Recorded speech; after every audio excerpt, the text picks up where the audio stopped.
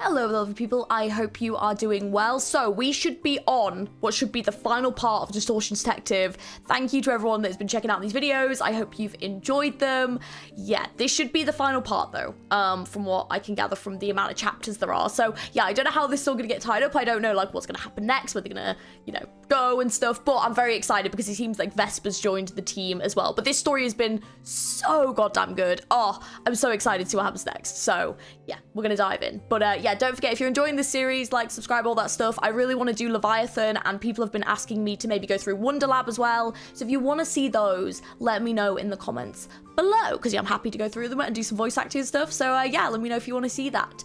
Anyways, let's dive into what should be the final part of The Distortion Detective. Chapter 29, Safe Passage. Vesper returned to the driver's seat. The ride is surprisingly comfortable. Vesper was right that I wouldn't be disappointed in his driving skills. A good vehicle has met an excellent driver. We're driving quietly along the highway leading to L Corp's nest. In the back seat, I opened the envelope Han Hee-jun gave me. It's a brief report on the nest and the Laundry of Dreams. The Distortion is located in the back streets of Nest L, situated in the southern part of the city. The nest is currently covered in a veil of fog due to the fall of Lobotomy Corporation, the Wing. Its nest is doomed to collapse as a result. No wings fall with grace. They leave a permanent scar on the city before crumbling to dust. In the case of this L Corp, that would be the fog. They say everyone loses their way in that fog, and a variety of syndicates and fixers in the nest are drawing their weapons against one another. To think that the distortion is rampant in this chaos, it will be akin to a battlefield for sure. The fog war, you know, the smoke war. Skipping past the tidbits of info on the Misty Nest, I skimmed through the report on the Laundry of Dreams. It was degraded from an urban plague to urban legend. According to reports, it was initially designated as an urban plague after wiping out an entire office of fixers, but it has since stepped down a grade as it does not cause any notable events afterwards. So, what is this task we're supposed to take care of? Vesper asked from the driver's seat, his eyes facing forward. I was just about to read that part. An ordinary coin-op on the outside, but after you use it, you come out a completely different person? Yuria read out from the report on top of my shoulder. Detective, is this going to be like a location-type distortion, like the mock exam one? Ezra turned ahead and said from the passenger seat. Are you referring to some kind of test? Vesper spoke, his gaze still fixed on the road ahead. Ezra, tell him about the classifications we established while doing our detective work. Got it. Ezra rummaged through her bag for a notebook. It has a yellow cover plastered with stickers and a glaring hallmark of Ezra's possession. She ruffles the pages until she puts her finger on a certain page as if she spotted something. Let the senior give Yuria the protege and Vesper the baby bee of the team a lecture on the distortion. I can see a vein pop out of Vesper's brow right as she said that. Ezra studies his face for a moment, then continues her lesson. It's some high-quality intel organized by Detective Moses and her capable psychic Ezra, all based on the experience of working as the Distortion Detective. As you all know, our mentor Moses can see the distortion. Distortion is the name given to this phenomenon by the Hannah Association. According to the data registered to the association database, it's a phenomenon where people would suddenly transform and take a monstrous shape. I heard about the phenomenon in relation to the pianist case of District 9. Yep, you two are right on the right track. Before I knew it, the driver turned into a little class. However, our mentor and Detective Moses thinks there's more to the distortion than just people turning into monsters. She sees the distortion as a person's mind bursting forth with something tangible. And the detective can see the distortion before it actually manifests. That's how our office can solve cases before the distortion fully manifests. Is it up to Moses to determine whether a case of the distortion is fully manifested? Vesper puts another vein in his forehead. Is it up to Detective Moses to determine the severity? Yep, she's classified different types of distortions in the stages of progression. Every distortion has a cause behind it. From that, we connect the dots that explain how that cause was responsible for the person distorting. Next, we give the explanation to the subject in a way that they can accept. And if they do, we can resolve the case before the distortion manifests. Can the same be done into cases of the distortion that have already manifested? Vesper turned his head towards me and asked that. And to that I answered quietly. Depends on the progress and category. I updated my knowledge on the distortion after the recent series of events. I want you to pay attention to this one, Ezra. Yes, Detective. Ezra turned a new page and picked up a pen. Until recently, I only categorized distortions by type, but included severity in my newest classification system. Incubation period, early stage, middle stage, and terminal stage. It's like the staging of a disease. Yuria made a snarky remark. She's not wrong, however. To me, the distortion is a disease. To most people's distortions are in an incubation period. As you're all aware, I can see the distortion before it manifests. Thus, I decided to title the earliest stage where the distortion becomes visible to me as the incubation period. I'd like to know the severity of the bee's wings you can see from me. In my opinion, your distortion is a very early stage, although speaking from my subjective point of view from what I can see, distortions in the incubation period are mostly fragmentary. An early stage distortion is still minor, but it assumes a definite form, and I can feel the early stages from it. An example is the fact that I can feel the breeze generated by the beat of your wings, Vesper. No one else here would be able to scent it. Only I can see and perceive. This is what I classify as an early symptom. If it's something only you can feel, it must have been a useful ability for you to find and resolve distortions. I think so too, but sometimes it makes me feel unwanted sensations and pain no one else could feel. Rumble. The car shook a little. We came off the highway and entered a narrow road towards Elcorp's Nest. A thin veil of mist obscures the view from the outside. The time is 1 PM. Sunlight scatters and shimmers in the mist. We'll listen to the rest of the explanation later. A group of a dozen or two people are blocking the way. Are they fixers or syndicate members that seized hold of the area? I want to avoid unnecessary conflict if possible. Vesper stopped the car. The group approaches us. One of them raps the car window. Vesper lowered it in response. Going on a little family trip, are ya? A woman puts her arm on the windowsill and asks in a serious manner. She has Irizumi tattooed on her arms. In her other hand is a cigarette. The Irizumi on her arms is no doubt an augmentation tattoo. People carrying katanas at the girdles stand in front of the car staring at us with their arms crossed. What's your business? Vesper inquired with his eyes closed, not even giving a second glance at the woman. Ezra has a hand over a dimensional bag preparing for combat. It seems we're dealing with a syndicate. You're about to enter Kurokomo clan territory, you see. You're gonna have to pay a small toll to pass. Kurokumo clan. I'm unfamiliar with the name. Anyhow, it's interesting to note how syndicates in the southern side of the city tend to be dressed in composed clothes, unlike those in the north. A detective? Ezra, just give them what they want. We're giving money-hungry scoundrels what they ask for. No matter how high they set the bid, we'll still be within the budget DS gave us. How much do you need? Ezra's face puckered as she asked the syndicate member, reluctant to give away our money. Well... Bewildered by our generous attitude, the syndicate member looked us up and down. 2 million on. Ugh. It seemed Ezra begrudging our money going to them. However, I don't mind the loss as long as it's the only thing we have to give up. There's no reason to take a gamble against a syndicate with unknown power and affiliation just to save money. Ezra took a bundle of cash out of her bag and started counting it. Changed my mind. 10 million, the goon said with a chuckle. Staring down at the pile of money must have made them cuckoo. Detective! Give it to them. Okay. Ezra passed the 10 million arm through the driver's side window. Meanwhile, Vesper remained perfectly still, his eyes shut. I can see that this syndicate has some experience, considering they didn't go as far as demanding every coin from us. Rookies tend to keep raising the stakes until it bites them in the ankle. On the other hand, the more experienced ones assess the opponent's capacity and stop at an acceptable price. Alright, be on your way.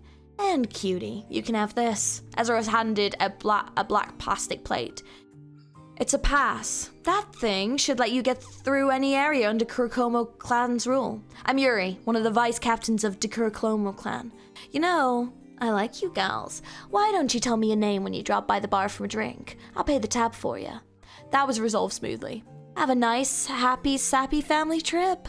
Vice Captain Yuri ground a cigarette into the side mirror of our vehicle. Her head was gone in the blink of an eye.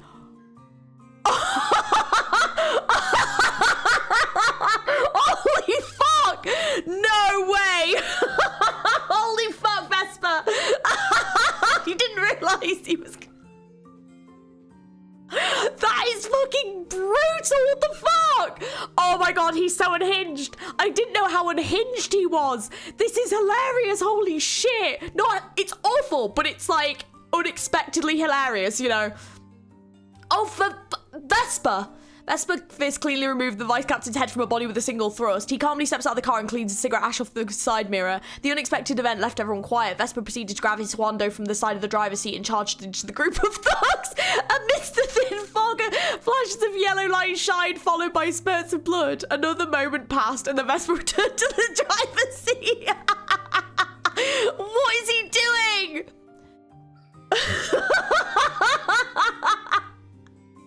I'm so sorry, I just wasn't expecting him to murder her. Oh my fucking god, that was insane. Why did he do that? Oh God, sorry. That really got me. I was so shocked. Holy fuck. The next time you want to cause a pointless bloodshed, you'll do it over my cold, dead body, I said, placing a hand on my forehead. I'll try not to. That's not even a promise not to. It's just, I'll try not to. Vesper grabbed the wheel and started driving. A special type of Japanese tattooing. Okay. Oh, that is so funny. Oh my God. I just was not expecting him to just go straight to that. Fucking hell. That's hilarious. Oh my God. I mean, and like I said, obviously brutal, but fucking hell. Chapter 30, chatter. You could publish an encyclopedia of distortions with all that knowledge. You said you weren't a fan of killing, yet now you've got blood on your blade. I didn't kill them because I wanted to. It was simply retribution for what they had done. And what gives you the right to decide who gets to live or die?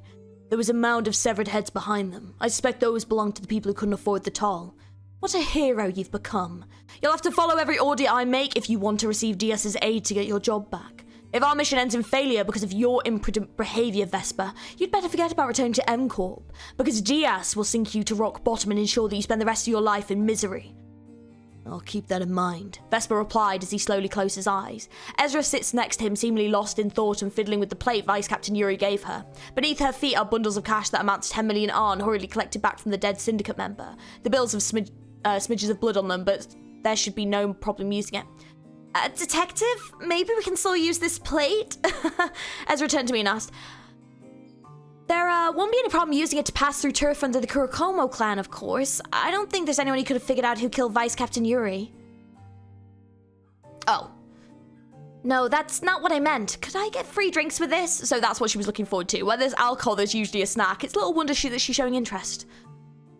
Ezra, you can eat anything you want, alcohol or whatever. With the money Diaz gave us, you may as well very well order food that never existed before.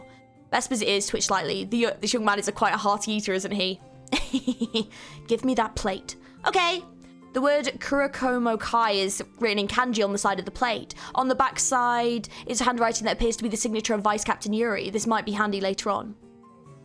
So, Detective Moses, if I'm not mistaken, the Lottery of Dreams is a location type similar to my atelier? Yuria asked from my shoulder as if the commotion didn't happen. It seems Yuria has gone a lot less talkative since we started heading for the L-Corp nest. Perhaps she has difficulty maintaining the psychomand. I should talk with her about that soon. Could you explain what a location type is, Dr. Moses? Vesper showed interest as well. Ezra scowled at Vesper trying to correct him, and Vesper retaliated with a gaze just as fierce. I can almost see sparks flying from the staring contest. Ezra, I don't care how Vesper refers to me, so don't waste your energy pointing it out every single time. But he's the newest and youngest member of our office. Vesper's veins pop out on his forehead again. Don't. Okay, Ezra conceded and I resumed the conversation. Wait, he's the youngest? Wait, how old is he? Hang on a minute. Because, like, Ezra... So, Moses is 49, Ezra was 28, Yuria... How old was Yuria? Yuria was like 21 or something. Like, Yuria's really... How fucking young is Vesper? Oh my God, wait, what? Holy shit, okay, I wasn't expecting him to be that young. I thought he was gonna be like in his 30s. Oh damn, okay. I was expecting him to be older, to be honest. But then I guess though he does have this young attitude, and he's clearly an experienced fighter, but I would say he's inexperienced when it comes to like dealing with people. So I think that like... Yeah, I don't know. That's interesting. But then I guess that could potentially come with working for Encore. I don't know. That's interesting. Oh, he's such an interesting character. Oh my God. Okay. But yeah, there is a youthfulness to him in an extent, you know? Ezra conceded and I resumed the conversation. A location type distortion is a certain spot being subject to distortion, as the name suggests. But you describe the distortion as a phenomenon the individual of humans manifest. Are you saying that a person can transform into location? Precisely. In most cases, it takes the form of a building or a place that is unable to move on its own. It's akin to a trap to the average person. You should be mindful of the fact that location-type distortion is not the same thing as a distortion encroaching upon its surroundings. The stronger that encroaching distortion is, the more warped the area around it gets, Ezra chipped in. Like she said, the distortion can overflow, and a powerful one can influence its surrounding if left uncontrolled. That was the case with the carp, the most recent case of distortion I solved. It was a child who turned into a giant carp. It would generate a pool of depressive water around it. That's because sadness is the most commonly distorted as form of water, Ezra butted in. Yes, melancholy is water. Perhaps we could talk about categories for such at a later date. Anyway, a strong distortion can alter the area around it to become a host to subordinate entities. It's easy to confuse for a location-type distortion. You could publish an encyclopedia of distortions with all that knowledge. Vesper made a sarcastic yet harmless remark. A book. That's funny. I'd be surprised if there's a library that's willing to collect a book like that. I might know of one. Yeah, detective. That sounds so educational and fun. Just as Ezra spoke, the car was slowly brought to a stop. Dr. Moses, I'll need you to tell me the directions from here on out. Looks like we've fully entered L-Corp's nest. Glimpses of buildings that could be seen in the mist. This nest might have shone brightly once, but now it's sunken in fog. This fog feels quite different from the fume that covered the city during the smoke war. Unlike the smoke that rose to the city, this mist sinks to the floor like a pool of stagnant water. It's similar to the properties of sorrow we just talked about. Could this be a manifestation of someone's serious melancholy? Regardless, I'm the only one who can find a way anywhere in this thick veil of mist. Or rather, the prosthetic arm Diaz gave me will figure out a way for us. I scanned the barcode printed on the report of Laundry of Dreams as instructed. Urban Legends case, the Laundry of Dreams. Guiding to the most recently observed site. Turn right 300 meters ahead. A voice came out the arm. A vocal guide this day and age. Come to think of it, this may be a more effective method than the hologram-based navigations in a fog as thick as this. Vesper, follow the instructions of this voice. The car slowly began to move again. The Vespa opened his mouth. The man named Han Hee-jun said our work is to capture the distortion. How are we going to seize the location, if I may ask? We'll shrink it. As I said moments ago, the distortion will extend and warp to its surroundings as it becomes more powerful. In other words, its influence will shrink as we neutralize its power. We have to weaken it enough to fit in our hand, or at least the trunk of our van. This van is no ordinary vehicle. The entire cargo department is a massive dimensional bag. Since it was provided by DS, it should have no problem carrying absurdly large objects. However, distortions are ultimately people. It's not a good idea to store people in a dimensional bag. I have no choice but to hope that DS kept that in mind and that we could load the trunk with a distortion anyway. Do we have to go into the so-called location-type distortions ourselves then? Yes. You said they're akin to traps. Is there a risk that we'll be killed as soon as we set foot in there, is there not? Distortions are not weapons of murder. They normally aren't artificial creations with a specific purpose. What they are is a cry for recognition for their mental affiliations. As you suggested, distortions that harbour a murderous intent may try to kill us, but I can tell if a distortion has such designs. That means our lives lie in the hands of your judgment, Dr. Moses.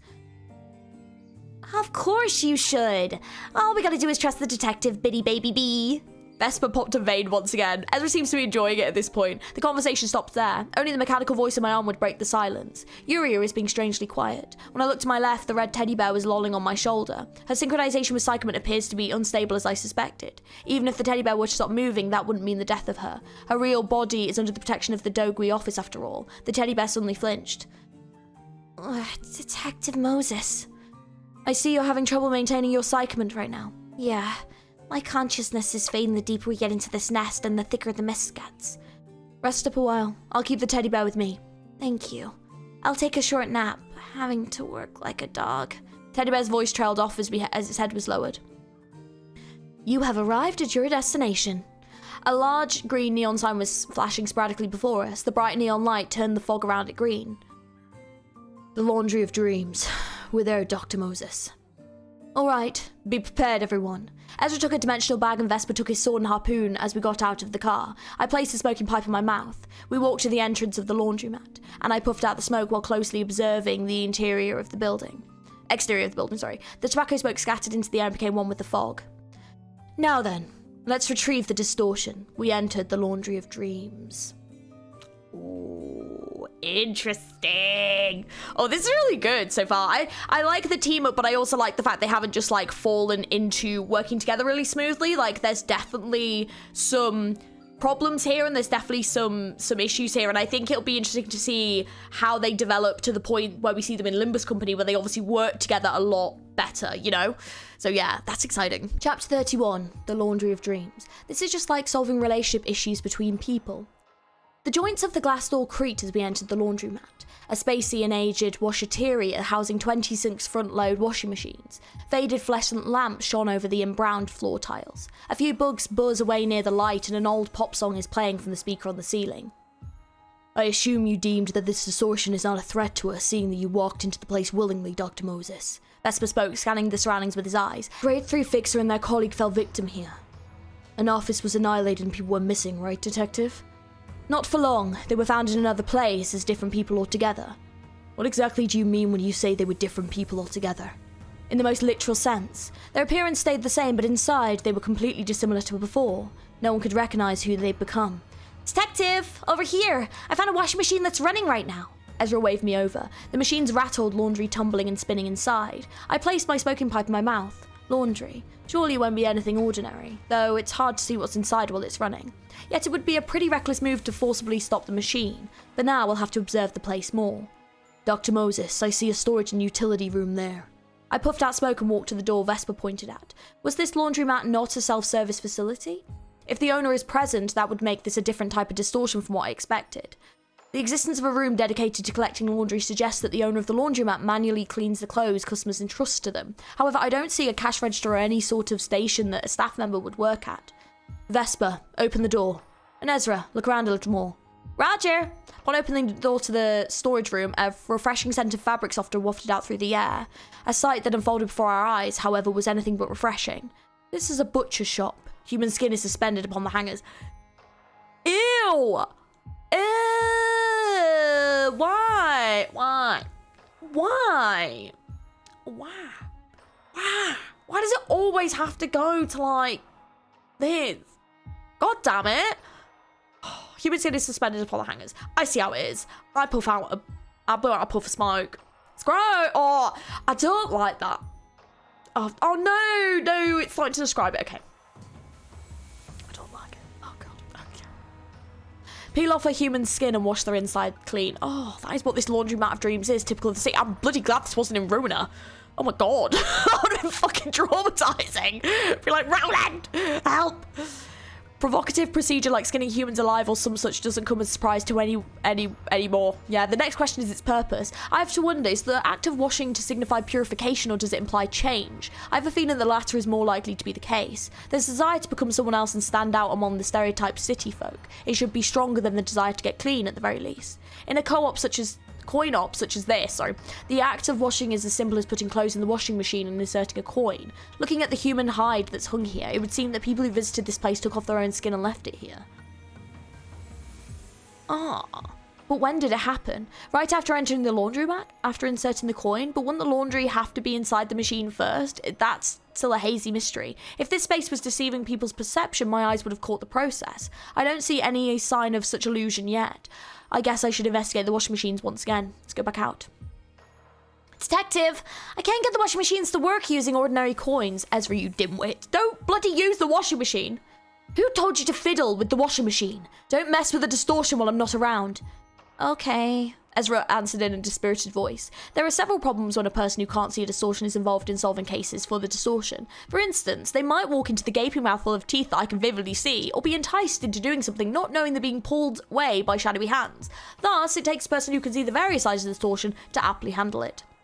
Detective, would it matter if I got a coin from the exchange machine here? I put my hand on my forehead. Ezra is the type to leap into action before putting any thought into it. I gather my thoughts while Ezra acts. To solve a distortion, someone has to be a guinea pig. Sigh, the curiosity and boldness of this child is quite a challenge to handle now, even for me. Give that to me. Okay. Rumble. With a loud noise, the room trembled up and down. The coin slipped from Ezra's hand as she was trying to pass it over to me. Ezra, grab that cup. Before I could finish the sentence, Ezra swiftly moved her palm below the coin. The thing seemed to land on Ezra's hand, but it won't stop falling. It makes a hole in her hand and reaches the floor, as if it has to. The coin rolls around the floor before it falls down the drain. Ow! Ezra groaned, holding a punctured right hand. Dr. Moses, look behind you. Following Wes's words, I turned around. The door to the storage room vanished. A loud mechanical noise came at a distance. Something's already happening. The coin Ezra acquired couldn't have been dispensed from a vending machine for no reason. A coin exchange machine. Something was traded away for the coin. I held the smoking pipe in my mouth, the spaces distorting. Did the ceiling just switch places with the floor? I blew out tobacco smoke, as Vesper noticed the room was slowly twisting and twirling. Detective? Is it just me, or does your body feel icky and stuffy? Ugh. Ezra's body is slowly being filled with filth that resembles viscous blood. For I can see the distortion, I need quick wits and a good sense. I need to be able to tell what I'm seeing is a sign visible to me or a manifestation that everyone can perceive. The answer is in the experience, and the experience tells me that I'm likely the only one who can see that filth. Detective, do you remember? I was a coward during the war.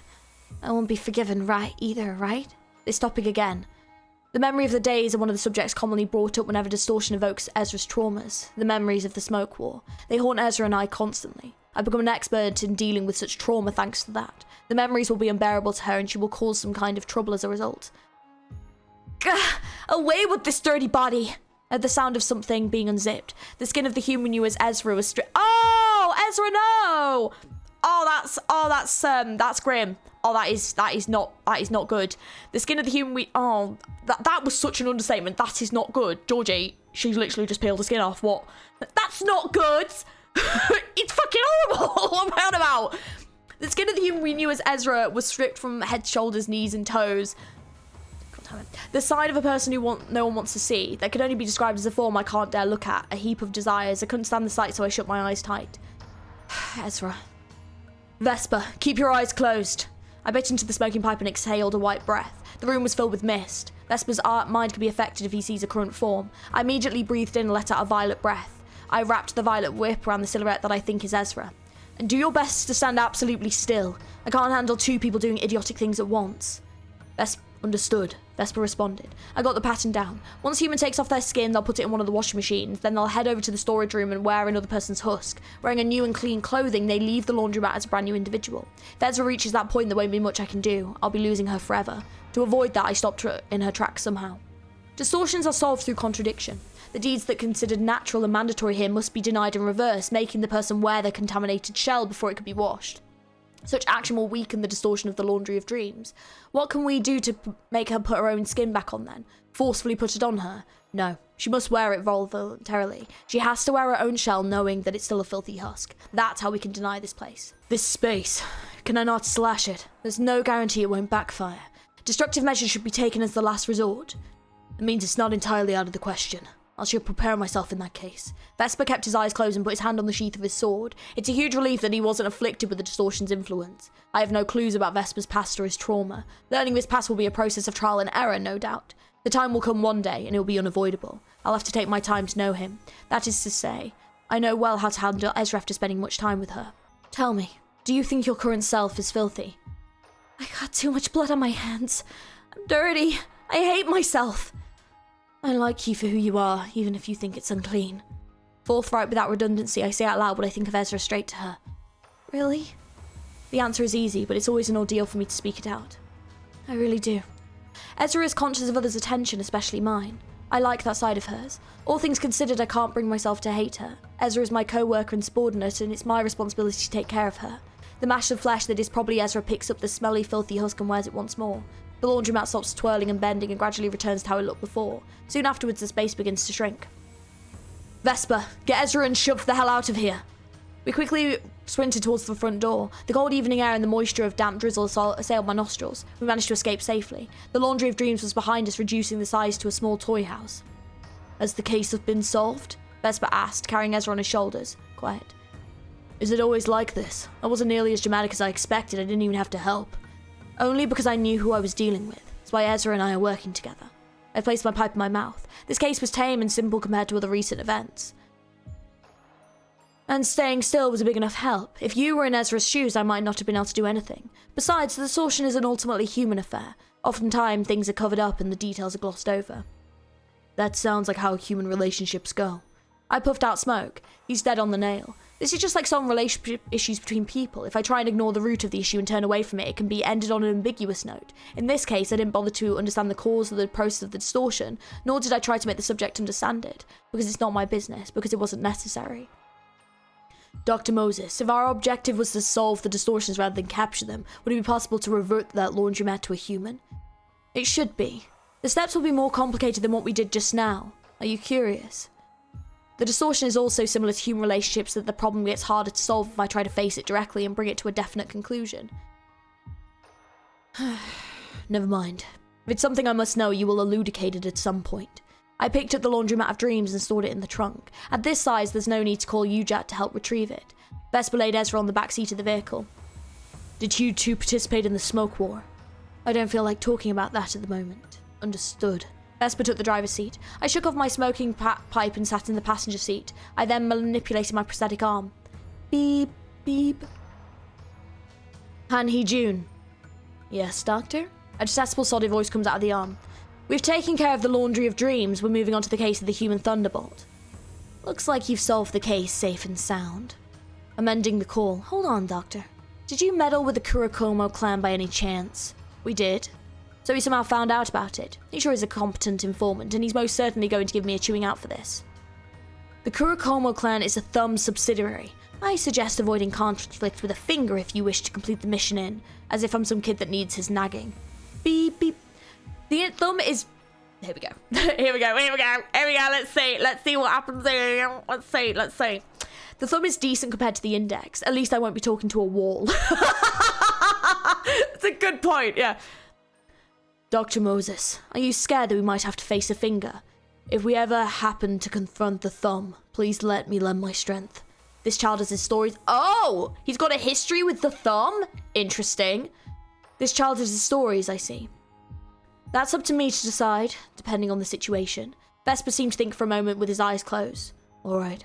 The car slowly trudged through the mist. Interesting. So he's got a history with the thumb? Ooh. See, in the Kanto, I don't really think we didn't really get to learn any of that really, because he kind of arrived in the middle of the in the middle of like the confrontation with like the middle, didn't he, to like help save Moses and stuff. So yeah, and then he also, so he saw the index and he saw the middle because he helped us as well, didn't he, with Sora. But yeah, he didn't really get to see the thumb, so I didn't know he had a connection to the thumb, so that's fascinating. Okay. Chapter 32, The Human Thunderbolt. A purple humanoid form watches us from afar. Oh. Okay, that sounds interesting. The difference in scenery between day and night is small here, but I can tell from the gradually shrinking halo of light in the foggy sky that it's evening. We seem to be approaching our destination. The car shakes pretty badly, running over some form of object scattered on the road. They're likely corpses. On the way I read one of the cases reports Han Hee-jun gave me. The human thunderbolt, graded urban plague. It says bolts of lightning will thrash about in the mist when it's present. The human thunderbolt leaves completely charred bodies in its wake, emitting a burning smell. Lightning is an electrical phenomenon. Thus it's related to hysteria or neurosis. Okay, this is fascinating. That's interesting. Interesting. See, this is why I'm glad I'm reading this, because I feel like the more I'm knowing about this, then when things happen, especially to do with our Limbus company distorting and people distorting, it's fascinating to know that, like, what's linked, like, water is linked to, like, depression, and then, like, lightning is linked to hysteria and neurosis. I want to know more. Sparks fly off and conduct electricity, leaving sharp and tingling wounds for anyone that stands around it. It'll be fast and painful. Dr. Moses, someone is after us. Vesper spoke. I see dark figures running alongside the car through the windows. This vehicle most certainly isn't moving at a slow speed. Detective, they pulled out a knife! Ezra shouted. We'll consider a considerable setback if we lose this car. DS gave us this van, so it won't break easily. However, we don't know what the unidentified group is capable of. We have to make a careful choice here. Vesper, can you give them the slip without damaging the car? It won't be an easy feat, I'm afraid. Then we'll stop it right away. The car lurched to a sudden halt, creating a loud noise. The group surrounded the van in an instant. Is it another syndicate like the Kurokomo clan? Whatever they are, they probably won't stand a chance against Ezra and Vesper. We're less hesitant to get violent after spilling blood here once. Ezra, Vesper, get out of the car. This is different from the Kurokomo clan situation. Now we're in the middle of the L-Corp nest where there are many variables. We have to promptly prepare ourselves for battle. As soon as I got out of the car, a burning stench struck my nose. It might be the supposed trace of the human thunderbolt, according to the report. Another particular scent stung my nose. It's the acidic smell of tobacco. This smell, those who know are familiar with it. Vesper drew his Huando right away. Ezra slipped on the Alice Workshop gauntlets and cracked her knuckles. The faces in the mist reveal themselves. The smiling faces. Oh, okay. Hang on. What, that sounds kind of familiar. Why does that sound familiar? Hang on, let me check. Okay, just thought I'd double check because I was like, I think it's the guys with the mask that like that smoke. It's like all the smoke identities, and there was like a couple of them that we had to deal with. So yes, it is them. I don't remember learning a great deal about them from what I vaguely recall off the top of my head, but yeah. So interesting. So they're here too. Okay. The smiling faces. They're wearing the masks of Haho Village.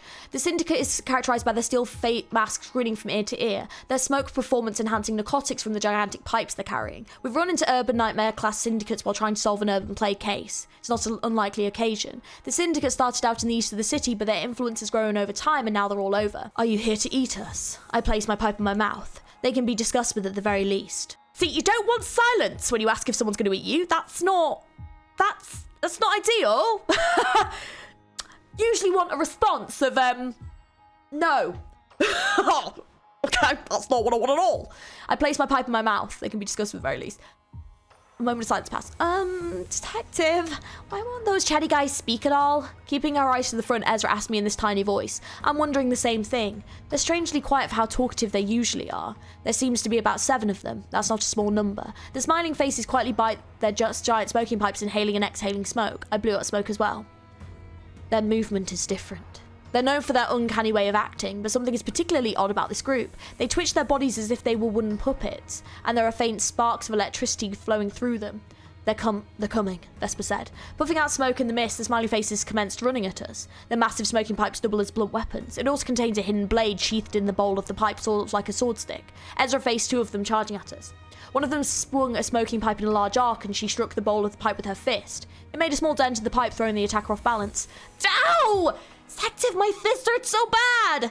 Whining, she accelerated her other hand with the Alex Workshop gauntlet and struck her fist into the chest. The blow sent the opponent flying into the wall. The other one swung a blade at Ezra's arm. I let out a purple breath to slow the blade down. Ezra took out a Nesta hammer in the meantime and hit the aggressor on the forehead. Clang!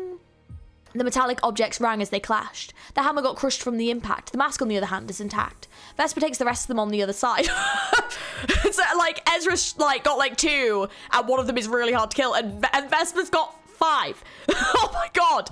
Bloody hell. Yellow traces dance in the air like lightning bugs. Just then, Vesper turned to us and pitched the harpoon he'd be carrying at the waist without hesitation. Whoosh. The harpoon tore through the air and hit the left shoulder of the smiling face standing before Ezra, making them drop their weapon. Ezra immediately took out her Stigma Workshop blade and stabbed it into her opponent. The Stigma blade makes a sizzling sound in their chest. Paying no attention to the piercing injury, the opponent hits her lower jaw with their knee. Those bizarre gestures. The smiling faces are being controlled by something, and the human Thunderbot has to be the culprit, judging from the purple electric discharges flowing through their bodies. Ezra and Vesper aren't overwhelmed by the smiling faces, but they can't seem to gain the upper hand on them either. I drew a deep breath. Strating how strong and agile they are, the violet whip I usually wield won't even reach them, let alone keep them in place. I let out a deep violet breath. The pipe morphs into thick chains. Ezra, throw that harpoon at me. Ezra had pulled the harpoon from the smiling face's shoulder. After a brief moment of vulnerability, one of the smiling faces smacked her in the cheek with a smoking pipe. Pow. Ezra's head was knocked upwards, but she managed to stay upright and tossed the harpoon. It buzzed in the air before landing at my feet. I tied the violet chain around the tip of the harpoon. Vesper! Vesper recalled the harpoon right on cue. It was then flung with a roar and nailed on one of the smiling faces straight away. As the harpoon was lodged in them, the chain coiled around their body. Their movements are restrained, much like a ship with its anchor dropped. The harder they struggle to break free, the harder the chains tighten. The squeezing pain around my brain grows worse too. The pain is killing me. My head swims and my mind waves. However, the chains will disappear if I let go of my consciousness. Ezra doesn't miss this chance. She threw a low kick at the hindered target. The attack broke their legs, bringing them down to their knees. Then she manifested Psychomant on her other leg and delivered a kick straight to their head. The cranium was smashed along with the mask. Vesper speedily retrieved the harpoon and hurled it at another one. Vesper earns time with the harpoon and Ezra lands the finishing blow. At a steady pace, the smiling faces are defeated one after another. Before long, Vesper took off the head with the last of them. We somehow made it out alive, Detective. I nodded, putting my pounding head in my hands. Dr. Moses, these were not like the ones I knew. Something seems to be manipulating them. I walked to one of the decapitated heads of the smiling faces on the ground and removed the mask. A grinning face on the burnt head was all there was underneath it. Light flashed from afar. A crack of thunder followed it shortly afterwards. Suddenly, a stroke of light zipped past us. The light burned the fog in its path. It cleared off a mist within a radius of 10 meters. Around 500 corpses were revealed to us, all burnt to a crisp. Oh, fuck! That seems a bit more than an urban plague. Is that not right? Like, that's a lot, right? I mean, that is a lot, but like, for an urban plague, surely this is higher than an urban plague, right? Like, holy shit. Yeah, this thing is no urban plague. Yeah, there's no fucking way this is an urban plague. Oh my god. Detective. Ezra isn't surprised at the sight of the bodies, but rather what they're doing. Every burnt corpse began moving at the same time, twitching and twisting. Could it be moving the bodies through its electrical stimuli? There's corpses lying on the road and bodies inside buildings. All the scorched cadavers rise nearby us and rush at us. The smiling sorry, I just keep thinking of the smiling friends. Sorry. The smiling faces we had just slain also stood up, loudly folding and snapping their bodies. This thing is no urban plague. I placed a hand on my forehead. There's no freaking way. A purple humanoid form watched us from afar. Purple suddenly is an uppity colour. Vesper, does the human thunderbolt appear to be frozen in place right now? Vesper carefully squinted at it. It's moving. It's not stationary. The human thunderbolt is moving from place to place to send electric currents, controlling the corpse with its stimuli. The plan is still the same. I stop it in its tracks and you cut it down. How much time will you need until then? 10 minutes, Vesper nodded. Let me ask you back. How much time will it take for you to do it? A second is all I ask. It's dependable. Vesper will handle the smiling faces in front of us. Meanwhile, the living swarming corpses appear to be regular citizens. Ezra should be able to fend them off on her own. Ezra, protect me, but don't get yourself killed doing it. Got it. You can count on me, detective. But 500! Like, 500, though. Like, that's a bit terrifying. Oh my freaking god. It's reminding me of the Kanto where, like, the sweepers were coming for us. That was absolutely freaking terrifying. Chapter 33, Neurosis. It actively moves around, gnawing at those nearby and steering them. I love this song, oh my god. It's so good. Ah, right. Okay. I wanted, like, a good, like, battle one. This is definitely a great one. Oh, it might be a bit loud, though. Hang on. Oh, it's such a good song. Oh my god, hang on. I'm going to put both. Oh, I need to do a video one day where, like, I rank all of the, like, songs in the game. Like, maybe not Millie, because, you know, Millie is, like, copyrighted. And also Millie's, like, I would say, like, different. Because this is, like, not music with lyrics and stuff, so it is different. So, yeah, I might have to do a video, though, where I rank all the OSTs. Because, yeah, like, which is the best battle theme? I feel like we should do that one day. I think that'd be great. Anyways, sorry, let me get into this. Right. Neurosis, a spear of stress, harmful radiation, and a prison that constricts oneself at the same time. A symptom that exacerbates the one more hurts others. The temperamental, cerebral stimuli and irritation are given the physical form of electricity. When that electricity flows through the body, it burns with an uncontrollable wrath. It's not quite explosive, it's sharp, rather. From light proddings to thrusts that create cavities in the mind. Neurosis flows through nearby conductors, changes the atmosphere of one's surroundings. One's hysteria is poured onto others, gives a false impression that it will make things better. However, it only causes one's mind to smoulder and invoke impatience, while all the while burning others more severely. This property must be understood, an endless release of irritation and anger, megalomania and victim mentality. It actively moves around, gnawing on those nearby and steering them, and it moves fast. 500 corpses are coming to us. They are all mere remains of the deceased. Electric stimuli injected into their brains by the human thunderbolt command them to move in a purely mechanical sense. The speed of light. The human thunderbolt drifts between these 500 people at the greatest possible velocity. They're in essence biological machines that feel no pain or fear. They can't be considered subordinate entities of the distortion either. We have to capture the movement when it jumps from scorched body to another. The easiest way would be to let out a pale blue breath, the smoke of death and cessation. But this should be the absolute last resort. A violet breath for a violet being. It's standard methodology to me. How can I bind? How much would the heavy guilt given to me? The violet memory that strangles my heart and drags my mind to the bottom. This memory must be dredged up. Oh, this isn't a fight. This is a law about Moses. Okay. All right. I was not expecting this right now. Okay. I led my co-workers to death that day. The human being named Moses participated in the smoke war as captain of the UJ. Oh, she was captain of the UJ. Okay. Completing the mission was all I had to do. There was no room for interpretation or mercy in the process. To obey Dias's orders, to obey for her dream. I've stained my hands with so much blood in this life, even the blood of those who I've worked for. What am I bearing are the burdens of others, not mine. This smoking pipe isn't mine, it belongs to them. I hold the pipe and draw in smoke. I close my eyes as I draw in smoke. As I close my eyes, they appear. I have to inhale their memories and agony. I need to find a violet memory among the faint yet intense mass. Memories akin to dark thorns, the eyes and gestures that grudge me. My sense of guilt. The guilt manifests as neurosis. I dislike noise. I dislike talkative people. The sound reminds me of the voices that resent me. The sound reminds me of the battery of the war and it makes my mind bleed. The small grievances and scornful remarks. Exchanges of words of ire, the barbed words I've carelessly spouted.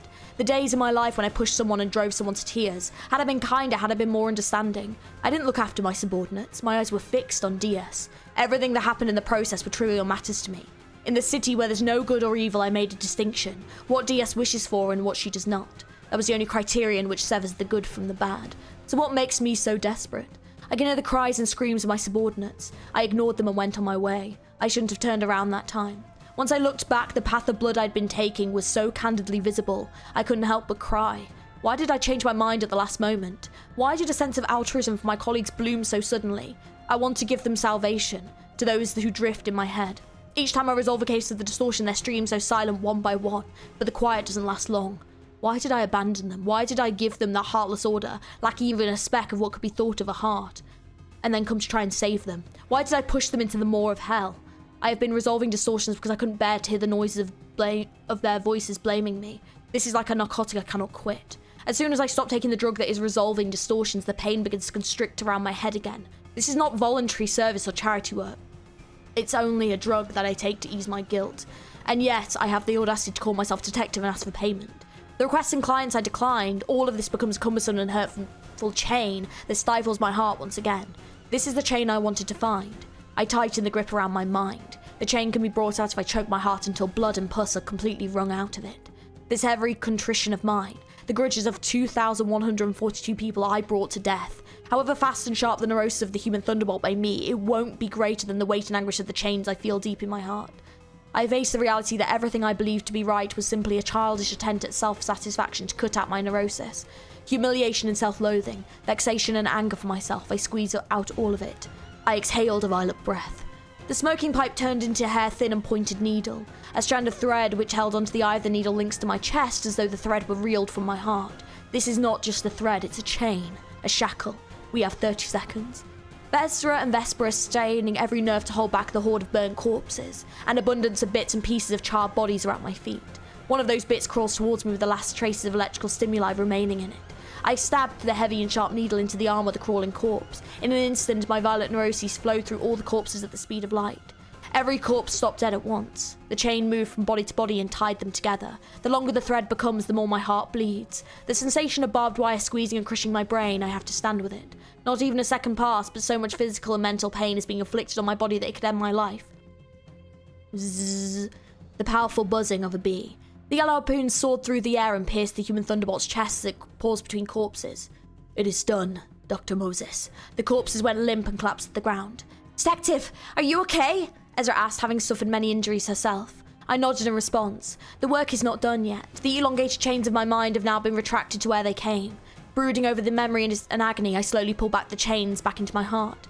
Ezra is looking at me with worrisome eyes, but it can't be helped. No one can help me with this. I have to do it on my own. This is a lonely, heart-wrenching task. Just as I pulled the final link of the chain into my chest, I fell unconscious. Have you come to your senses yet? A low, grumpy voice woke me up. Guess I didn't die. Did you retrieve the distortion? Yes, Detective. We put it in the van. I see. Thanks for the hard work, both of you. Dr. Moses, we've encountered a problem. What is it? Well, the car stopped working. It might be because of the electricity, Ezra said in a worrisome tone. We can contact Han June and call UJAT over. They'll repair the vehicle for us. My head still feels hazy from using the violet thread needle. I'm honestly unsure of where I am and what time it is. Still lying on the ground, I picked up the smoking pipe and drew in a breath. Detective, it's nighttime. What hour is it now? It's 3:26 a.m. No. Oh my fucking god. And our location? Somewhere in the back streets, I think. I placed a hand on my head and puffed out smoke. A night in the back streets. It's time of sweepers. Oh my god. Oh, that chapter was so good. Giving us like that context of like what Moses did. Holy shit. God damn. Like the fact that she was so fixated on kind of Diaz and what Diaz was doing, and she kind of callously gave this order and it got like that many people killed, but then she tried to go back and help them and obviously just couldn't.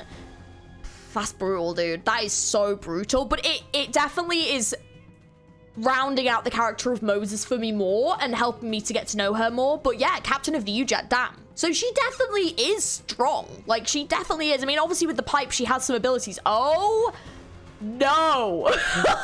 That's not what anyone wants to see. Okay, hang on. We need to change the music. We have music for the sweepers because we had them in a canto. So, okay, we're going with the nocturnal sweeping OST because, you know, that is the event. If I can even call them people. Okay, chapter 34, the night in the back streets. And no one will open the door for us. Oh, fabulous. Oh, no. The sweepers come in 3 waves. 3 waves are all we have to endure. Yeah. Only 3 waves. Only 3 waves. Wonderful. Ezra, Vesper, think you can make it through? I actually used up all my strength fighting the human thunderbolt just before. Ezra looks at me with an awkward smile. I reluctantly turns my gaze to Vesper. Dr. Moses, you're currently incapable of combat, and it seems Miss Ezra can barely protect herself. So the conclusion, impossible. We'd be able to survive 2 ways, I suppose. Yuri's workshop would have been a perfect hiding spot, but she's not up when we need it. I put my smoker pipe in my mouth. Gross noises can be heard from a distance. The sound of the cleaners on the streets. Fierce fights and contemptible murders are a common occurrence in the back streets, all of it wiped clean by morning. It's thanks to them. The sweepers clean the back streets, which means it's safe outside the back streets. I tapped my prosthetic arm. Hanny June. The prosthetic arm flashed for a second. Working hard day and night, aren't you, Doctor? Sorry to disturb your sound sleep. Examining your location, you're in the back streets at this time of night? I'll get to the point. Ujat. Can you call them here? If it's to stop the sweepers, I doubt they'll be of any help by the time they arrive. Then let me ask you something about this fallen nest. Is the border between the back streets and the nest area still up? I'm sure a war veteran such as myself knows better than I do. What is the shortest route? 5 kilometers west as the crow flies. And the call. A way out of the solution is simple. We've got to get into the nest. A ruined nest is still a nest. Sweepers only clean the back streets. We'll travel in a straight line, break any walls in the way and cut down any nuisance. What about the car? Vespa asked in a low tone. We'll leave it here until the night passes. It'll be fine as long as we aren't in the van. What? Won't they treat distortions as humans? Don't ask me what they think. There's no other option. Even if we were to lose the 2 distortions we've retrieved, saving our lives comes first. We don't have time. Ezra takes out a gauntlet and hammer, preparing to make away. When it comes to destruction for survival, she should be better suited for the job than Vespa. Junior, give the detective a lift, Ezra shouted. Vespa put me under the arm. Surprising it is, I suppose it's for the best. He just got Moses like under his arm. That image is so good. Ezra shouted. Vespa put me under the arm. Surprising it is, I suppose, for the best.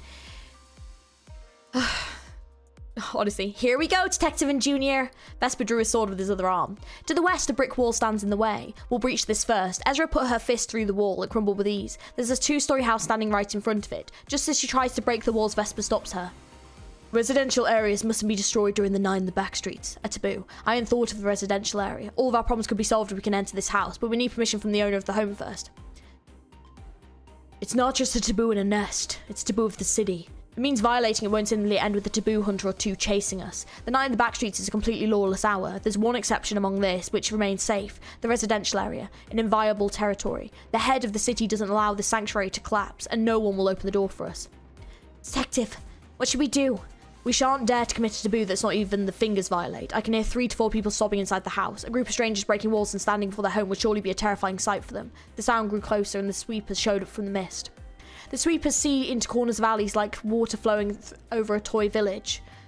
They'll go anywhere a path is open. They're persistent and resilient. They aren't afraid to die. They swarm their target and cling to them until they've been cleaned off the street. If a sweeper has died, they clean up that corpse as well and continue on. Their orange hooks inject whoever they stab with a strange fuel. The mysterious fuel liquefies the victim. The melted remains are recycled into fuel. Clumps of liquid. That's what the sweepers are. Who knows what goes on in the minds? It's frankly strange that the heads are considered those beings to be humans. I'm not sure if they're even capable of thinking normally. Detective, I'll get ready for battle. Put me down, please. Vespa set me on the ground. I bit my smoking pipe. A yard of residents. Sweepers squeezed through the destroyed wall. While this wasn't our intention, we've put ourselves in an advantageous spot for fending off multiple foes. Vespa cuts down the sweepers creeping on us one by one. Ezra uses her fists and hammer. Her accelerated fist strikes a sweeper in the head, and liquid spouts from a smashed noggin. The same liquid spills from the torso of a sweeper cut in half by Vespa, and the liquid is absorbed into the bodies of the sweepers that follow, simply by stepping on the pool of liquid. 2, 5, 10, 23. Vespa's blade is losing its edge and Ezra's fists are getting slower. The sweepers must be sliced into 2 or blown up by a single hit. They'll recover from wounds left by dull swords and lethargic fists by absorbing liquid from the carcasses of their fallen brethren. I can only trust that those 2 can handle this.